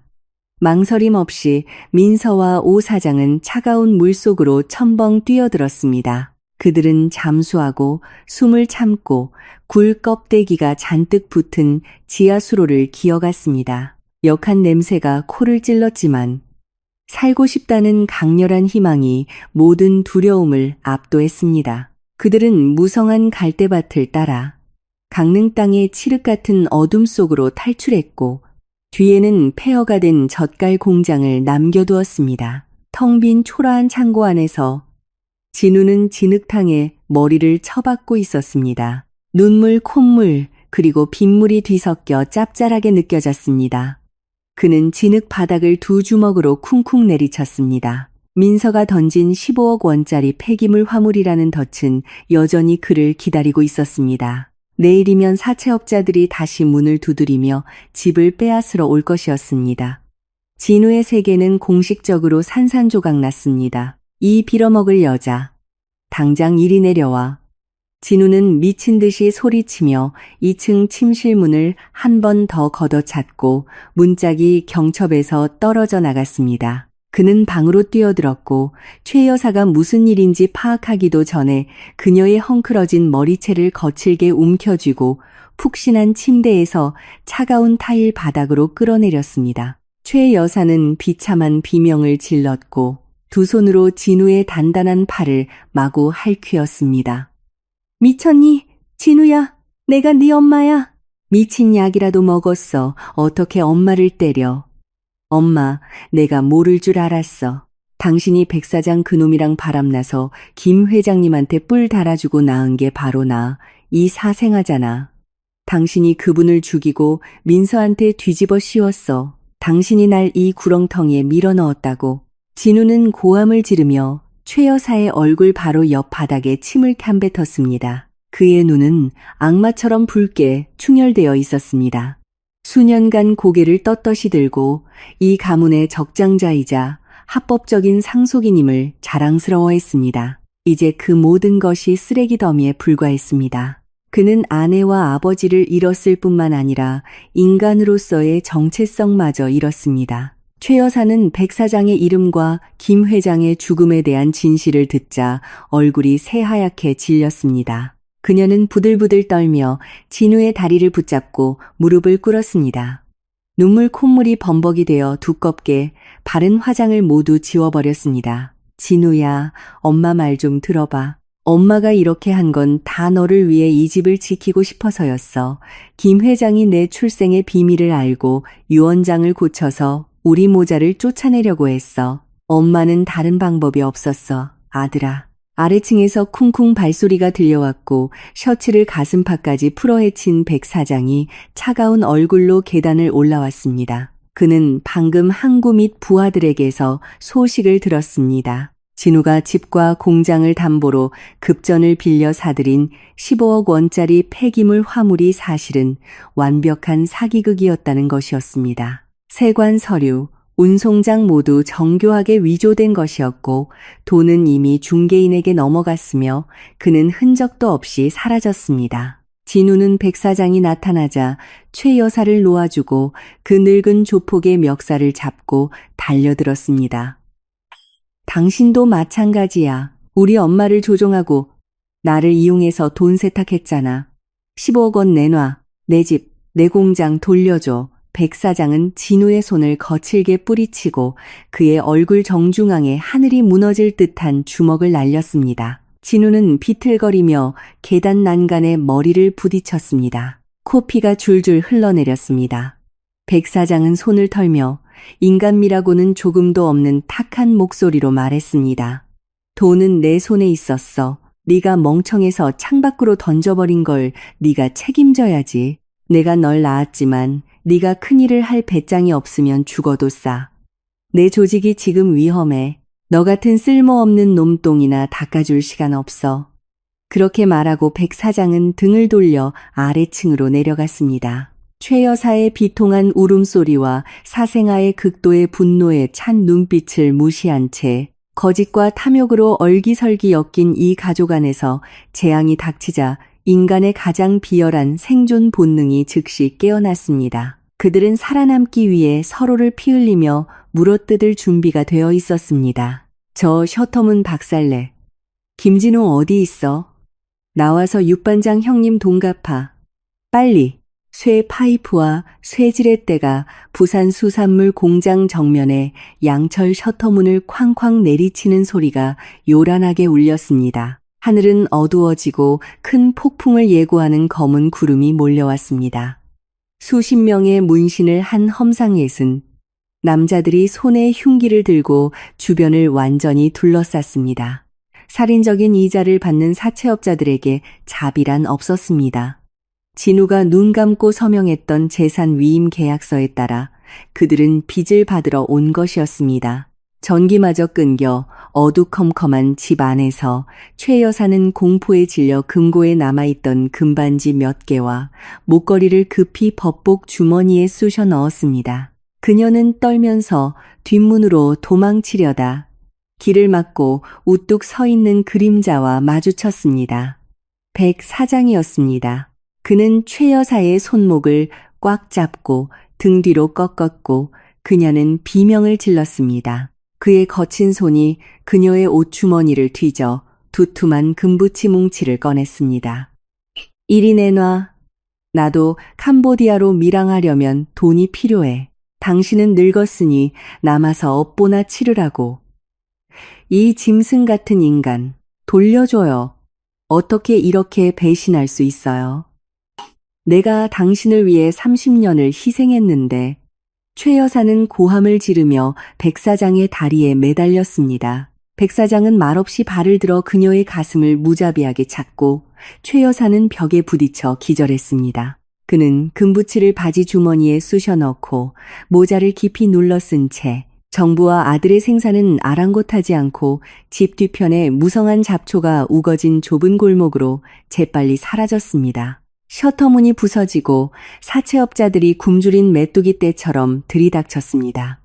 그들은 침대 밑에 숨어있던 진우를 거실 한가운데로 끌어냈습니다. 내 돈 어딨어? 원금 15억에 이자 2억. 당장 내놔. 육반장이 이를 악물고 소리쳤습니다. 진우는 바닥에 무릎을 꿇고 온몸을 떨며 제대로 말을 잇지 못했습니다. 사기당했어요. 육반장 형님, 그 화물 가짜였어요. 다 날렸다고요. 공장에 있는 기계라도 팔아서 갚을 테니 조금만 시간을 주세요. 시간? 내 목숨으로 갚아. 이 땅, 이 집, 서류는 내가 가지고 있어. 이제 내 거야. 저놈 다리 부러뜨려서 돈 빌리고 갚지 않는 놈들이 어떻게 되는지 본보기로 보여줘. 명령이 떨어지자마자 건장한 두 부하가 달려들어 진우를 타일 바닥에 짓눌렀습니다. 한 명이 녹슨 쇠 파이프를 휘둘러 진우의 정강이를 있는 힘껏 내리쳤습니다. 뼈가 으드득 부러지는 소름 끼치는 소리가 울려 퍼졌습니다. 진우는 비참한 비명을 지르다 피 웅덩이 속에서 기절했습니다. 그들은 진우를 쓰레기 자루처럼 빗물이 고인 길가에 던져버렸습니다. 최 여사는 정신을 차리고 머리는 산발이 되고 옷은 찢어진 채 비틀거리며 문 밖으로 나왔습니다. 그녀는 울부짖으며 사채업자들에게 살길을 열어달라고 애원했지만 돌아오는 것은 무자비한 발길질 뿐이었습니다. 집안의 살림살이는 마당에 어지럽게 내던져졌습니다. 한때 비단 옷을 입고 입으로는 불경을 외면서 속으로는 칼을 품었던 여자 최 여사는 이제 빈털터리가 되어 장애인이 된 아들을 끌어안고 부산의 밤비 속에서 절규했습니다. 이웃들이 구경하러 몰려들었지만 아무도 나서서 말리거나 도와주지 않았습니다. 그들은 입맛을 다시며 고개를 저었습니다. 부도덕하게 산 자들이 치러야 할 대가는 결코 싸지 않았습니다. 이 어린 년이 살기 싫어서 환장했나 감히 남의 남편을 꼬드겨? 오늘 내가 내 여우 같은 낯짝을 갈기갈기 찢어주마. 매연과 지린내가 진동하는 강릉버스 터미널 한 구석에서 날카로운 욕설이 울려 퍼졌습니다. 유나는 무슨 일인지 파악하기도 전에 뚱뚱하고 험상예진 얼굴의 아줌마 무리가 달려들어 그녀의 머리채를 뒤로 잡아당겼습니다. 올케를 배신하고 젓갈 공장에서 도망친 날부터 유나는 버스 터미널 주변을 떠돌며 장거리 트럭 운전사들에게 여자를 알선하는 포주들과 어울리게 되었습니다. 원래부터 일하기 싫어하고 치장하기를 좋아했던 유나는 어느새 몸을 팔아 생계를 유지하는 길로 빠져들었습니다. 하지만 돈 있는 남자를 유혹하는 버릇이 그녀를 해쳤습니다. 그녀는 감히 한 수산물 도매상 사장을 꿰어 돈을 뜯어냈는데 그의 아내는 어촌에서 가장 무섭기로 소문난 여자였습니다. 언니, 잘못했어요. 저 그 사람 결혼한 줄 몰랐어요. 한 번만 용서해 주세요. 유나는 비명을 지르며 싹싹 빌었지만 눈앞이 번쩍이는 따귀는 계속해서 날아왔습니다. 아줌마들은 사람들이 보는 앞에서 유나의 헐렁한 티셔츠를 찢어버렸고 그녀는 벌거벗은 가슴을 가리며 웅크렸습니다. 뚱뚱한 본처는 가방에서 이발기를 꺼냈습니다. 윙하는 소름 끼치는 소리가 났습니다. 그녀는 유나의 머리를 뜨거운 아스팔트 바닥에 쳐박고 정수리부터 목덜미까지 길게 밀어버렸습니다. 한때 유나의 자랑이었던 곱슬머리가 진흙 바닥으로 우수수 떨어졌습니다. 그녀는 절망 속에서 발버둥치며 울부짖었고 머리 절반이 흉하게 밀려 피가 맺혔습니다. 그것으로 끝나지 않았습니다. 한 아줌마가 역한 냄새가 나는 젓갈통을 들고 왔는데 그 안에는 검은 폐유가 섞여 있었습니다. 전현한테 부어버려. 이 젓갈 냄새가 남의 남자 뺏는 썩은 냄새를 덮을 수 있는지 보자고 젓갈통이 유나의 머리 위로 쏟아졌습니다. 끈적하고 역한 액체가 살결에 달라붙고 눈과 입으로 들어가 그녀는 토악질을 해댔습니다. 주변 사람들은 모여들어 손가락질하고 비웃으며 사진을 찍었지만 아무도 편들어주지 않았습니다. 잔혹한 폭행이 끝난 후 유나는 화를 불러왔다는 이유로 포주에게 쫓겨났습니다. 신분증도 돈도 없고 끔찍하고 더러운 몰골의 악취까지 풍겨 그녀는 가는 곳마다 귀신처럼 쫓겨났습니다. 유나는 찐빵 몇 개라도 사 먹기 위해 질척한 어시장 주변에서 비닐봉지와 플라스틱 병을 주워야 했습니다. 밤이 되면 그녀는 낡은 생선 좌판 밑으로 기어들어가 찢어진 방수포를 뒤집어 쓰고 뼛속까지 파고드는 차가운 바닷바람을 견디며 떨었습니다. 인생 역전의 꿈은 산산조각 났고 유나는 게으름과 배신에 대한 대가를 길거리 개만도 못한 삶으로 치르고 있었습니다. 잘 생각해봐 민서 씨. 이거 제출하면 그 집안이랑은 연 끊고 뿌리까지 뽑아버리는 거야.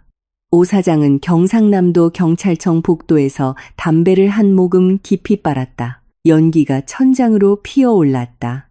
민서는 투명한 플라스틱 서류 가방을 꼭 껴안았다. 안에는 김 회장의 검은 표지 통장과 그녀가 공들여 기록하고 분석한 자금 세탁 증거 자료들이 들어 있었다. 더 이상 그 가족에게 미련 없어요, 사장님. 그들이 저를 죽음으로 내몰고 아버님을 병상에서 숨지게 했어요. 죄는 벌을 받아야 해요. 저는 제 누명을 벗기 위해서뿐만 아니라 그들에게 해를 입은 모든 사람들의 한을 풀어주기 위해 이 일을 하는 거예요. 사장님을 포함해서요. 민서가 말했다. 그녀의 목소리는 이상할 정도로 평온했다. 시골 며느리의 순종적이고 나약한 모습은 완전히 사라졌다. 이제 오 사장 앞에는 인생의 폭풍우를 겪고 단련된 강인하고 굳센 여인이 서 있었다. 서류는 경제범죄수사팀에 직접 제출되었다. 날짜와 거래액까지 상세하게 기록된 너무나 명백한 증거들 덕분에 전담팀이 신속하게 꾸려졌다. 백 사장과 진우가 건설회사를 앞세워 운영하던 자금 세탁 및 폐기물 밀수 조직은 뿌리째 뽑혔다. 늦은 오후 경찰청에서 나와 버스를 타고 강릉으로 돌아가던 길에 민서와 오 사장은 도심공원을 지나갔다. 16일 공원 호숫가, 해는 뉘엿뉘엿 지고 있었고 바람에 나뭇잎이 흩날렸다. 민서는 문득 걸음을 멈췄다. 공원 울타리 한 구석, 낡고 더러운 옷을 입은 한 사람이 판지 위에 주저앉아 있었다. 오른쪽 다리는 시커멓게 더러워진 깁스를 하고 뻣뻣하게 뻗어 있었고 옆에는 돈을 구걸하는 찢어진 모자가 놓여 있었다. 한때는 멀끔하게 차려입고 헤어스프레이를 뿌리며 아내에게 호통치던 남편 진우였다. 이제 그는 썩은 나무처럼 초라하고 남루했다. 그는 고개를 숙이고 운동하러 지나가는 사람들에게 동량을 구걸하며 연신 고개를 조아렸다. 무언가 예감이라도 한 듯 진우가 고개를 들었다. 그는 입을 떡 벌렸고 허공을 향해 뻗었던 팔이 갑자기 부들부들 떨리더니 황급히 거두어들였다. 수치심, 후회, 그리고 극심한 고통이 목구멍까지 차올랐지만 아무 말도 할 수 없었다. 그는 황급히 낡은 모자를 푹 눌렀어 초췌한 얼굴을 가리고 빛을 두려워하는 벌레처럼 어두운 구석으로 몸을 웅크렸다. 민서는 눈물 한 방울 흘리지 않았고 다가가 욕을 하거나 비웃지도 않았다. 그녀는 그저 길가의 쓰레기 더미를 지나치는 낯선 사람처럼 무심한 눈으로 그 불구의 남자를 바라보았다. 모든 원한은 여기서 끝났다. 인과응보의 수레바퀴는 짐승 같은 마음을 가진 자들을 가차없이 짓밟았다. 민서는 등을 돌려 오 사장과 함께 버스 터미널을 향해 길고 단호한 걸음을 옮겼다. 영원히 닫힌 어두운 과거를 등 뒤로 한 채 짭짤한 바닷바람이 불어와 부산의 답답한 공기를 씻어냈다. 어떤 배라도 상관없어 나를 어창에 쳐넣든 드럼통에 넣든 오늘 밤 안에 이 땅을 떠나야 한다고 백 사장은 영흥도 부두에서 담배를 피우고 있던 건장한 선장의 멱살을 잡고 소리쳤다. 바닷바람이 그의 얼굴을 스치며 짠내와 기름 냄새를 실어 날랐다. 더 이상 폐기물 밀 수 없게 거물의 위험은 없었다. 셔츠는 찢어지고 얼굴은 진흙으로 얼룩졌으며 한 손으로는 최 여사에게서 빼앗은 금부치가 든 천뭉치를 꼭 껴안고 있었다. 선장은 백 사장의 손을 뿌리치고 부두 판자에 고인 물웅덩이에 침을 캠 뱉었다. 뭐가 그리 급해? 돈 주면 태워주는 거지. 바다로 밀항하는데 금괴 2개야. 큰 배에서 신호오면 공해상 부표까지 데려다 줄게. 여기서 당신 사정 봐줄 만큼 한가한 사람 없어. 백 사장은 이를 악물고 검은 방수천을 풀어 묵직한 골드바 2개를 꺼내 젊은 남자에게 던져주었다. 자금 세탁 조직이 경찰에 발각된 이후 밀수업계의 고위층들은 자신들을 보호하기 위해 즉시 꼬리를 잘랐다. 백 사장은 지명수배자가 되었고 버려진 졸에 불과했다. 그는 경찰에 잡혀 조직 전체를 불면 선배들이 자신을 가만두지 않을 것을 잘 알고 있었다. 조폭 세계에서는 암묵적으로 입막음 명령이 내려졌고 그에게 남은 길은 야간 해상 밀항뿐이었다. 갑자기 부두로 이어지는 흙길 저편, 어두운 소나무 숲에서 강력한 손전등 불빛 3줄기가 백 사장의 얼굴을 정면으로 비췄다. 움직임을 감지한 선장은 재빨리 뒤로 물러나 정박해 있던 큰 배들의 어둠 속으로 작은 배를 저어 사라졌다. 저기 있다. 잡아. 거친 외침이 울려 퍼졌다. 백 사장은 깜짝 놀라 달려오는 자들이 옛 동업자들이 보낸 잔혹한 킬러드림을 깨달았다. 생각할 겨를도 없이 그는 금뭉치를 안고 등을 돌려 바다 쪽으로 튀어나온 들쭉날쭉한 바위지대로 미친 듯이 달렸다. 하늘은 칠흑 같았고 파도가 절벽에 부딪히며 하얀 거품을 일으켰다. 백 사장은 헐떡이며 이끼 낀 미끄러운 바위 위를 비틀거리며 걸었다. 추격자들은 바짝 뒤쫓았다. 쿵쿵거리는 발소리와 마체테가 바위에 부딪혀 불꽃을 튀기는 소리에 백 사장의 심장은 터질 것 같았다. 거기서 이 개자식아, 막다른 길이야. 뛰어내려서 상어밥이라도 될 셈이냐. 문신을 한 두목이 고함을 지르며 번쩍이는 칼을 휘두르며 달려들었다. 백 사장은 벼랑 끝으로 물러섰다. 아래에는 분노한 파도가 소용돌이치고 있었고 바람이 소름 끼치게 불었다. 극도의 공포에 질린 그 순간 백 사장의 미끄러운 구두 끝이 젖은 이끼를 밟고 중심을 잃었다. 그는 앞으로 팔을 뻗어 무언가를 잡으려 했지만 허공만 잡았다. 밤의 정적을 찢는 비명이 울렸고 백 사장의 무거운 몸은 수십 미터 높이의 절벽에서 아래 소용돌이치는 물속으로 자유낙하했다. 그의 몸이 날카로운 바위에 부딪히는 끔찍한 소리가 포효하는 바다 소리에 묻혔다. 그의 손에 있던 금 뭉치가 풀려 깊은 바닷속으로 흩어졌다. 추격자들은 벼랑 끝에 서서 손전등을 비췄지만 붉은 빛이 섞인 하얀 물거품이 솟아올랐다가 거센 파도에 휩쓸려 흔적도 없이 사라지는 것만 보일 뿐이었다. 수많은 악행을 저지른 자는 결국 온전한 시신도 남기지 못한 채 바다에 삼켜졌다. 가. 저리 가. 김 회장님. 저 찾아오지 마세요. 제가 죽인 거 아니에요. 백 사장, 그놈이 시켰어요. 최 여사는 부산의 한 철교 및 어두운 구석에 몸을 웅크리고 허공에 팔을 휘저으며 보이지 않는 유령을 쫓아내려는 듯했다. 그녀가 잠자리로 삼은 주변의 쓰레기 더미에서는 역한 냄새가 진동했다. 재앙이 닥친 지 한 달여 만에 한때는 법복을 차려입고 입으로는 도리를 설파하던 여인은 이제 걸어다니는 시체나 다름없었다. 희끗희끗한 머리카락은 진흙으로 엉겨 붙었고 옷은 누더기가 되었으며 피부는 마른 나무 껍질처럼 잿빛으로 변하고 주름져 있었다. 모든 재산을 잃고 정부에게 버림받고 폭행당했으며 장애인이 된 아들이 경찰에 체포되는 것을 목격한 충격은 최 여사의 마지막 남은 이성을 완전히 무너뜨렸다. 그녀는 미쳐버렸고 사람들이 던져주는 빵 조각이나 쓰레기통을 뒤져 연명했다. 사각사각 마른 자갈을 밟는 느린 발소리가 들렸다. 민서가 최 여사에게서 세 걸음 떨어진 곳에 서 있었다. 그녀는 소박한 하늘색 셔츠를 입고 머리는 대충 묶었으며 얼굴에는 아무런 감정도 없었다. 민서의 손에는 아직 김이 모락모락 나는 하얀 스티로폼 도시락이 들려 있었다. 소리를 들은 최 여사는 흐릿하고 혼탁한 눈을 들어 위를 쳐다보았다. 자신이 경멸하고 학대하고 막다른 길로 몰았던 며느리의 얼굴을 알아보자 최 여사는 깜짝 놀라 축축한 벽돌 구석으로 더 깊이 물러났다. 귀신, 네가 귀신이구나. 내 목숨을 앗으러온 거지? 저리 가. 최 여사는 비명을 지르며 플라스틱 병을 집어 민서에게 던졌지만 힘없이 그녀의 발 앞에 떨어졌다. 민서는 피하지도 더 다가가지도 않았다. 그녀의 시선은 시어머니의 초라한 몰골을 훑었다. 그가 김 회장의 혈압약을 변기에 버리던 냉정한 모습, 그녀에게 퍼붓던 악독한 말들을 기억했다. 이제 법의 심판이 필요 없었다.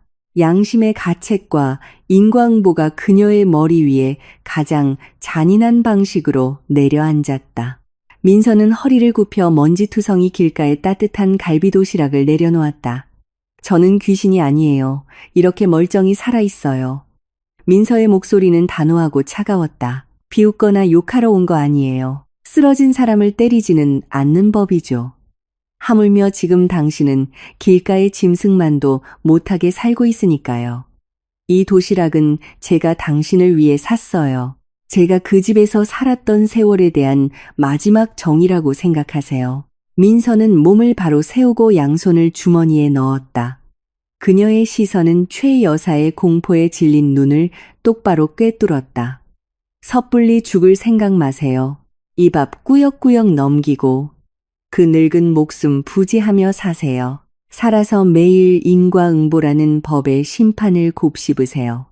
살아서 당신이 예전에 다른 사람에게 강요했던 사회 밑바닥에서 버림받는 기분을 맛보세요. 쉬운 구원을 찾을 생각은 꿈도 꾸지 마세요.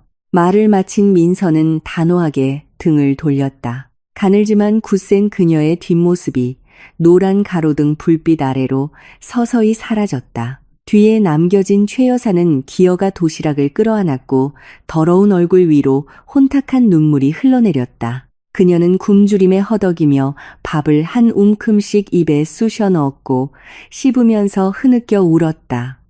목이 메어 말도 되지 않는 소리를 내면서 피고인 김진우 일어나서 판결을 들으시오. 재판장의 우렁차고 위험 있는 목소리가 경상남도 지방법원의 넓은 법정에 울려 퍼졌다. 탕탕 나무 망치 소리가 울렸다. 진우는 목발을 짚고 힘겹게 불구의 몸을 일으켜 세웠다.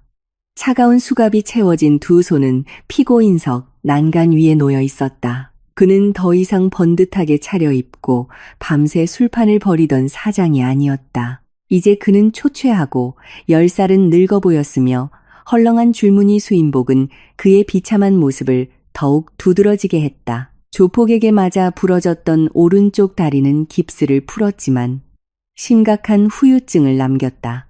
그는 영원히 절름발이가 되었다. 자금 세탁, 작물 취득, 그리고 김 회장의 죽음과 관련된 범인 은닉 동조 혐의는 모든 구석구석이 명백히 밝혀졌다.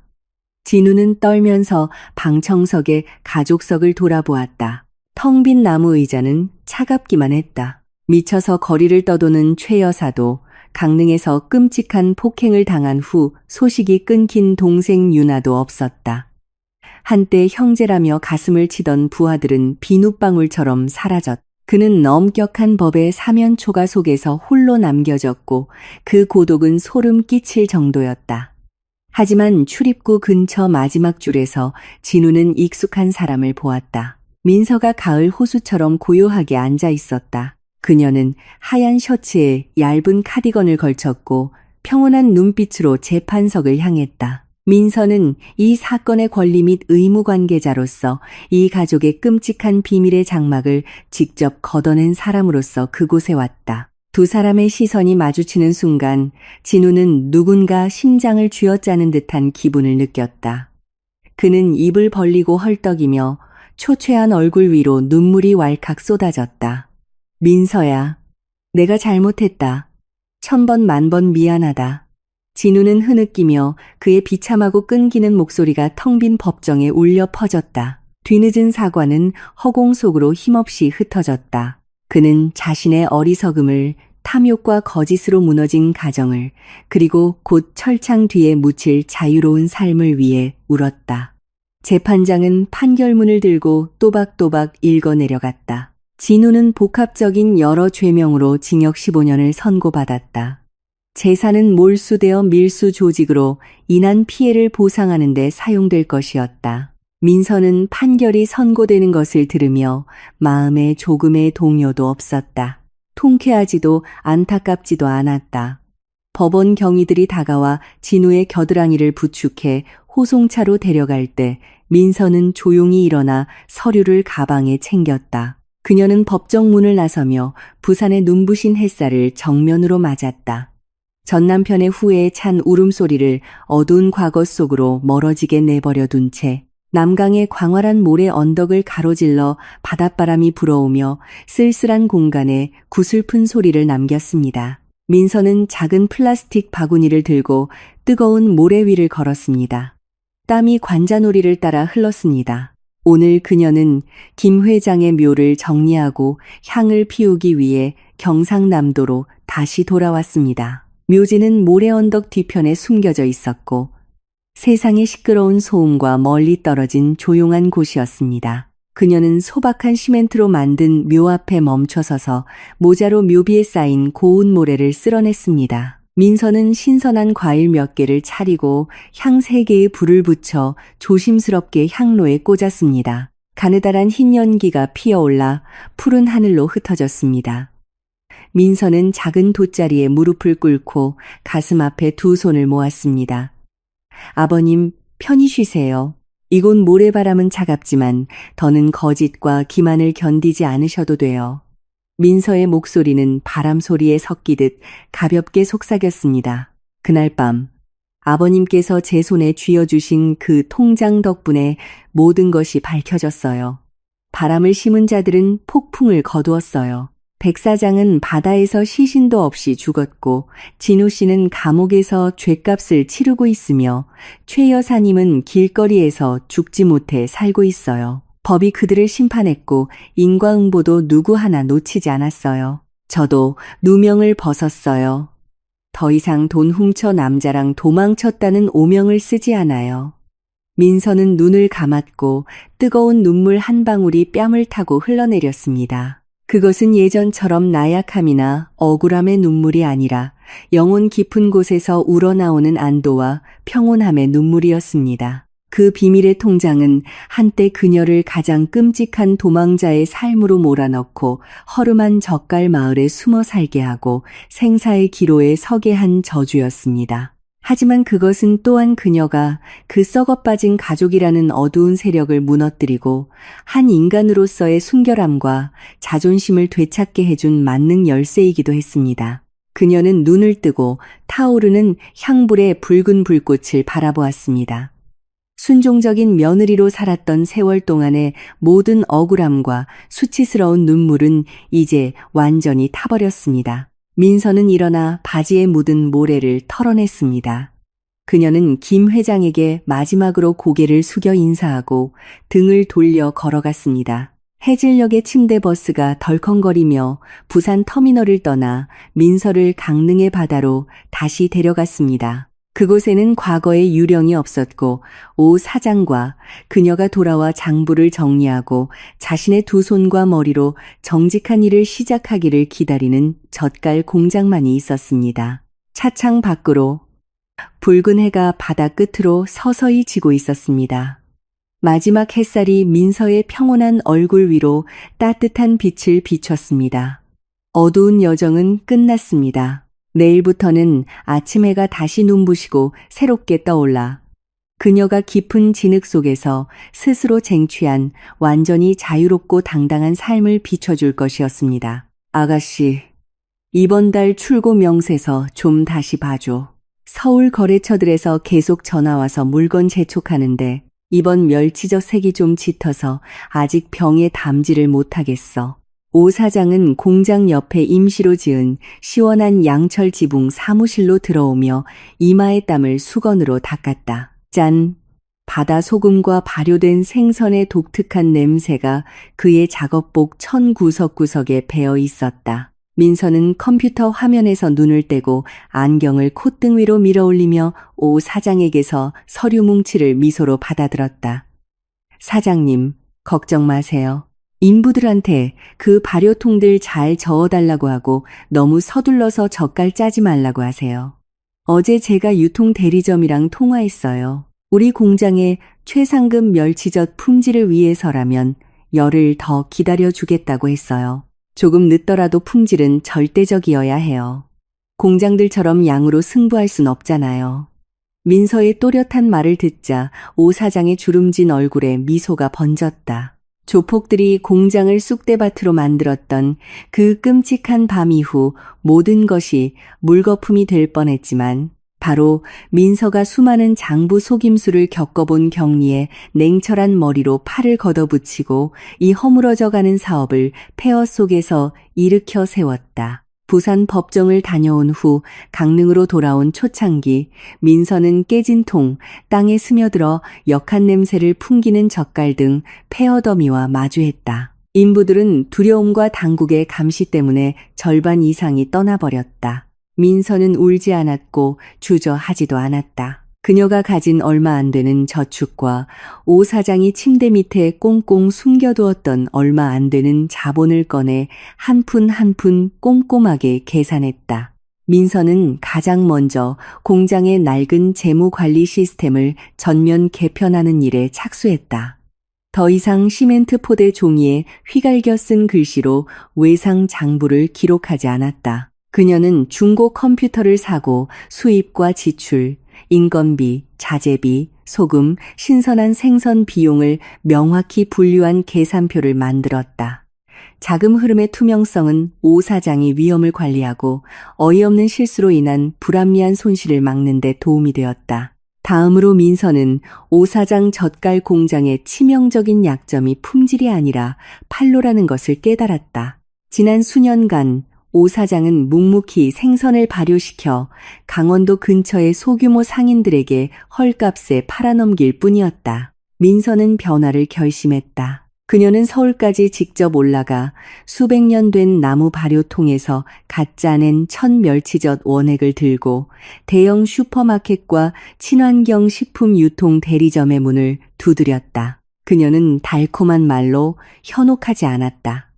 민서는 땀과 파도의 짠내, 그리고 화학물질이 없는 천연 단백질, 함량 시험 성적서로 그들을 설득했다. 정성이 통했는지 지역 특산물을 전문으로 판매하는 한 미니 슈퍼 체인이 시범 계약을 체결했다. 좋은 소문은 멀리 퍼져나갔고 공장이 짭짤하면서도 뒷맛이 깔끔하고 단젓갈 맛은 까다로운 주부들의 입맛을 서서히 사로잡았다. 요즘 공장 인부들이 다 자네 칭찬이야, 민서 아가씨.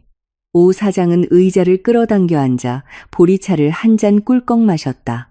어제 집 나르는 친구가 그러는데 민서 아가씨가 회계를 맡은 뒤로 월급도 제때 나오고 명절 보너스까지 생겨서 고향에 있는 처자식이 더는 굶을 걱정 안 한다고 하더군. 지금 자네 모습 보니 아주 어른스럽고 듬직해. 낡은 통장 끌어안고 여기저기 숨어 다닐 때랑은 딴판이야. 그때는 얼굴에 핏기 하나 없었는데 민서는 살짝 웃었다. 맑은 웃음소리가 마당 밖 펌프 소리 사이로 울려 퍼졌다. 그녀는 깨끗하게 시멘트로 포장된 넓은 마당을 바라보았다. 젓갈 발효통들이 새로운 단열 지붕 아래 가지런히 정렬되어 있었다. 이곳 노동자들의 삶은 그녀의 굳건한 리더십 덕분에 점차 변하고 있었다. 저도 그냥 제 전문 분야 일을 했을 뿐이에요, 사장님. 제가 가장 절망적일 때 저를 거두어 주신 건 사장님이시잖아요. 이 젓갈 공장도 사장님의 피와 땀 같은 곳이고요. 절대로 예전처럼 허물어지게 두지 않을 거예요. 강릉의 바닷바람이 세차게 불어와 민서의 부드러운 실크 셔츠 자락을 휘감았다. 남의 집에 얹혀 살아야 했던 시골 며느리의 순종적이고 나약한 모습은 이제 깨끗이 불타버렸다. 잿더미 위에서 일어선 민서는 스스로 자신의 인생을 다시 빚어냈다. 날카롭고 독립적이며 자존감 넘치는 모습으로 그녀는 모든 사람에게 막다른 길에 몰린 여인이 무너지지 않는다면 모든 어두운 편견을 불태우는 밝은 불꽃이 될 수 있음을 증명했다. 민서 씨, 올해 30 넘었지? 예쁘고 똑똑하고 이 큰 사업체까지 관리하는데 이제 기댈 곳도 찾고 새 출발할 생각 없어? 부두 밑에 수산물 도매상하는 그 총각이 계속 민서 씨 소식 묻더라고. 공장에서 병입 작업을 하는 칠복 아줌마가 땀을 닦으며 짓궂게 웃으며 민서를 쳐다봤다. 늦은 오후 강릉 바다 위로 해가 졌고 하늘가에는 붉은 노을이 번졌다. 인부들은 퇴근 준비를 위해 포장 구역을 청소하고 있었다. 민서는 작업일지의 마지막 숫자를 기록하다가 칠복 아줌마의 말에 고개를 들었다. 그녀의 입가에는 평온한 미소가 번졌지만 눈빛은 매우 단호했다. 아주머니, 관심 가져주셔서 감사해요. 근데 저는 지금 장부랑 젓갈통 끌어안는 것만으로도 머리가 아픈데 남편까지 또 들여서 짐을 늘릴 힘이 없어요. 그 총각한테는 다른 사람 찾아보라고 전해주세요. 저는 다시 결혼할 생각 없어요. 그렇게 말하고 민서는 서류를 정리하고 사람들에게 손을 흔들어 인사한 뒤 여유롭게 공장 문을 나섰다.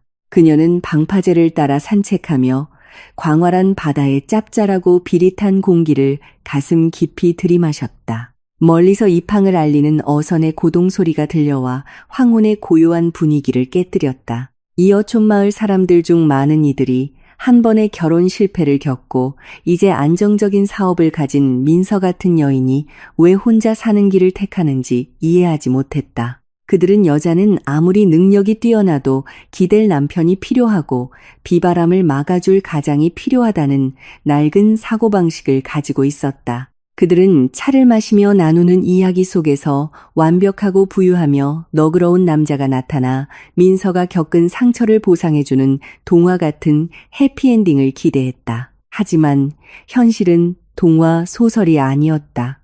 민서는 걸음을 멈추고 콘크리트 난간에 기대어 거대한 방파석에 부딪혀 하얗게 부서지는 파도를 바라보았다. 기댈 곳, 그녀에게는 시댁이라는 이름의 기댈 곳이 있었다. 번듯한 사장 남편, 매일 불경을 외우며 도덕적인 척하던 시어머니, 부산의 번듯한 집. 하지만 그 화려한 껍데기 뒤에는 무엇이 있었는가?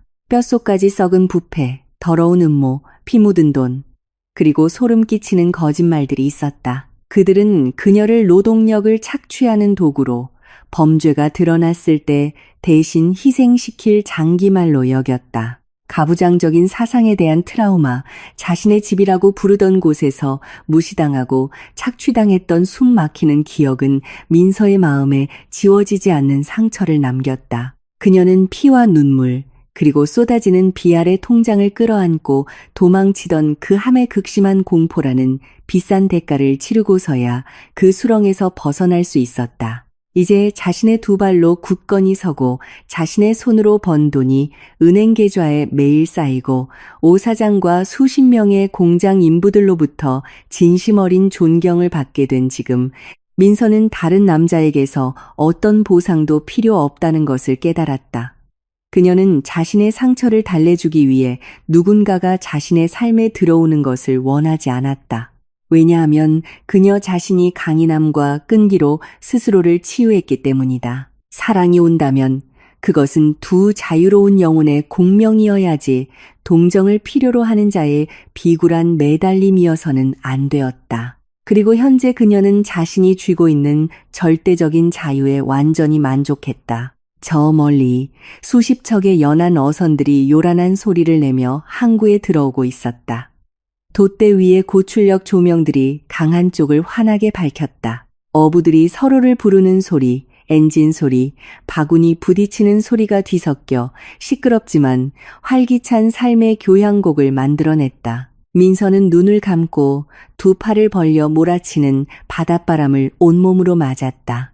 강한 바람이 그녀의 머리카락과 옷자락을 스치며 시원한 감촉을 남겼다. 포효하는 바다소리는 과거의 모든 어두운 찌꺼기를 씻어내는 듯했다. 더 이상 최 여사의 날카로운 비명도, 진우에 미친 듯한 파괴도, 백 사장이라는 어둠에 대한 극심한 공포도 없었다. 오늘 이야기를 마지막까지 들어주셔서 감사합니다. 인생은 때로 사랑이나 증오뿐만 아니라 진실이 많은 고통을 대가로 치러야 하는 생사의 선택이기도 합니다. 이 이야기를 통해 우리 각자가 곁에 있는 사람들을 더 소중히 여기고 익숙해 보이는 것들 앞에서 항상 깨어 있기를 바랍니다. 다음에도 흥미로운 이야기로 찾아뵙겠습니다. 감사합니다.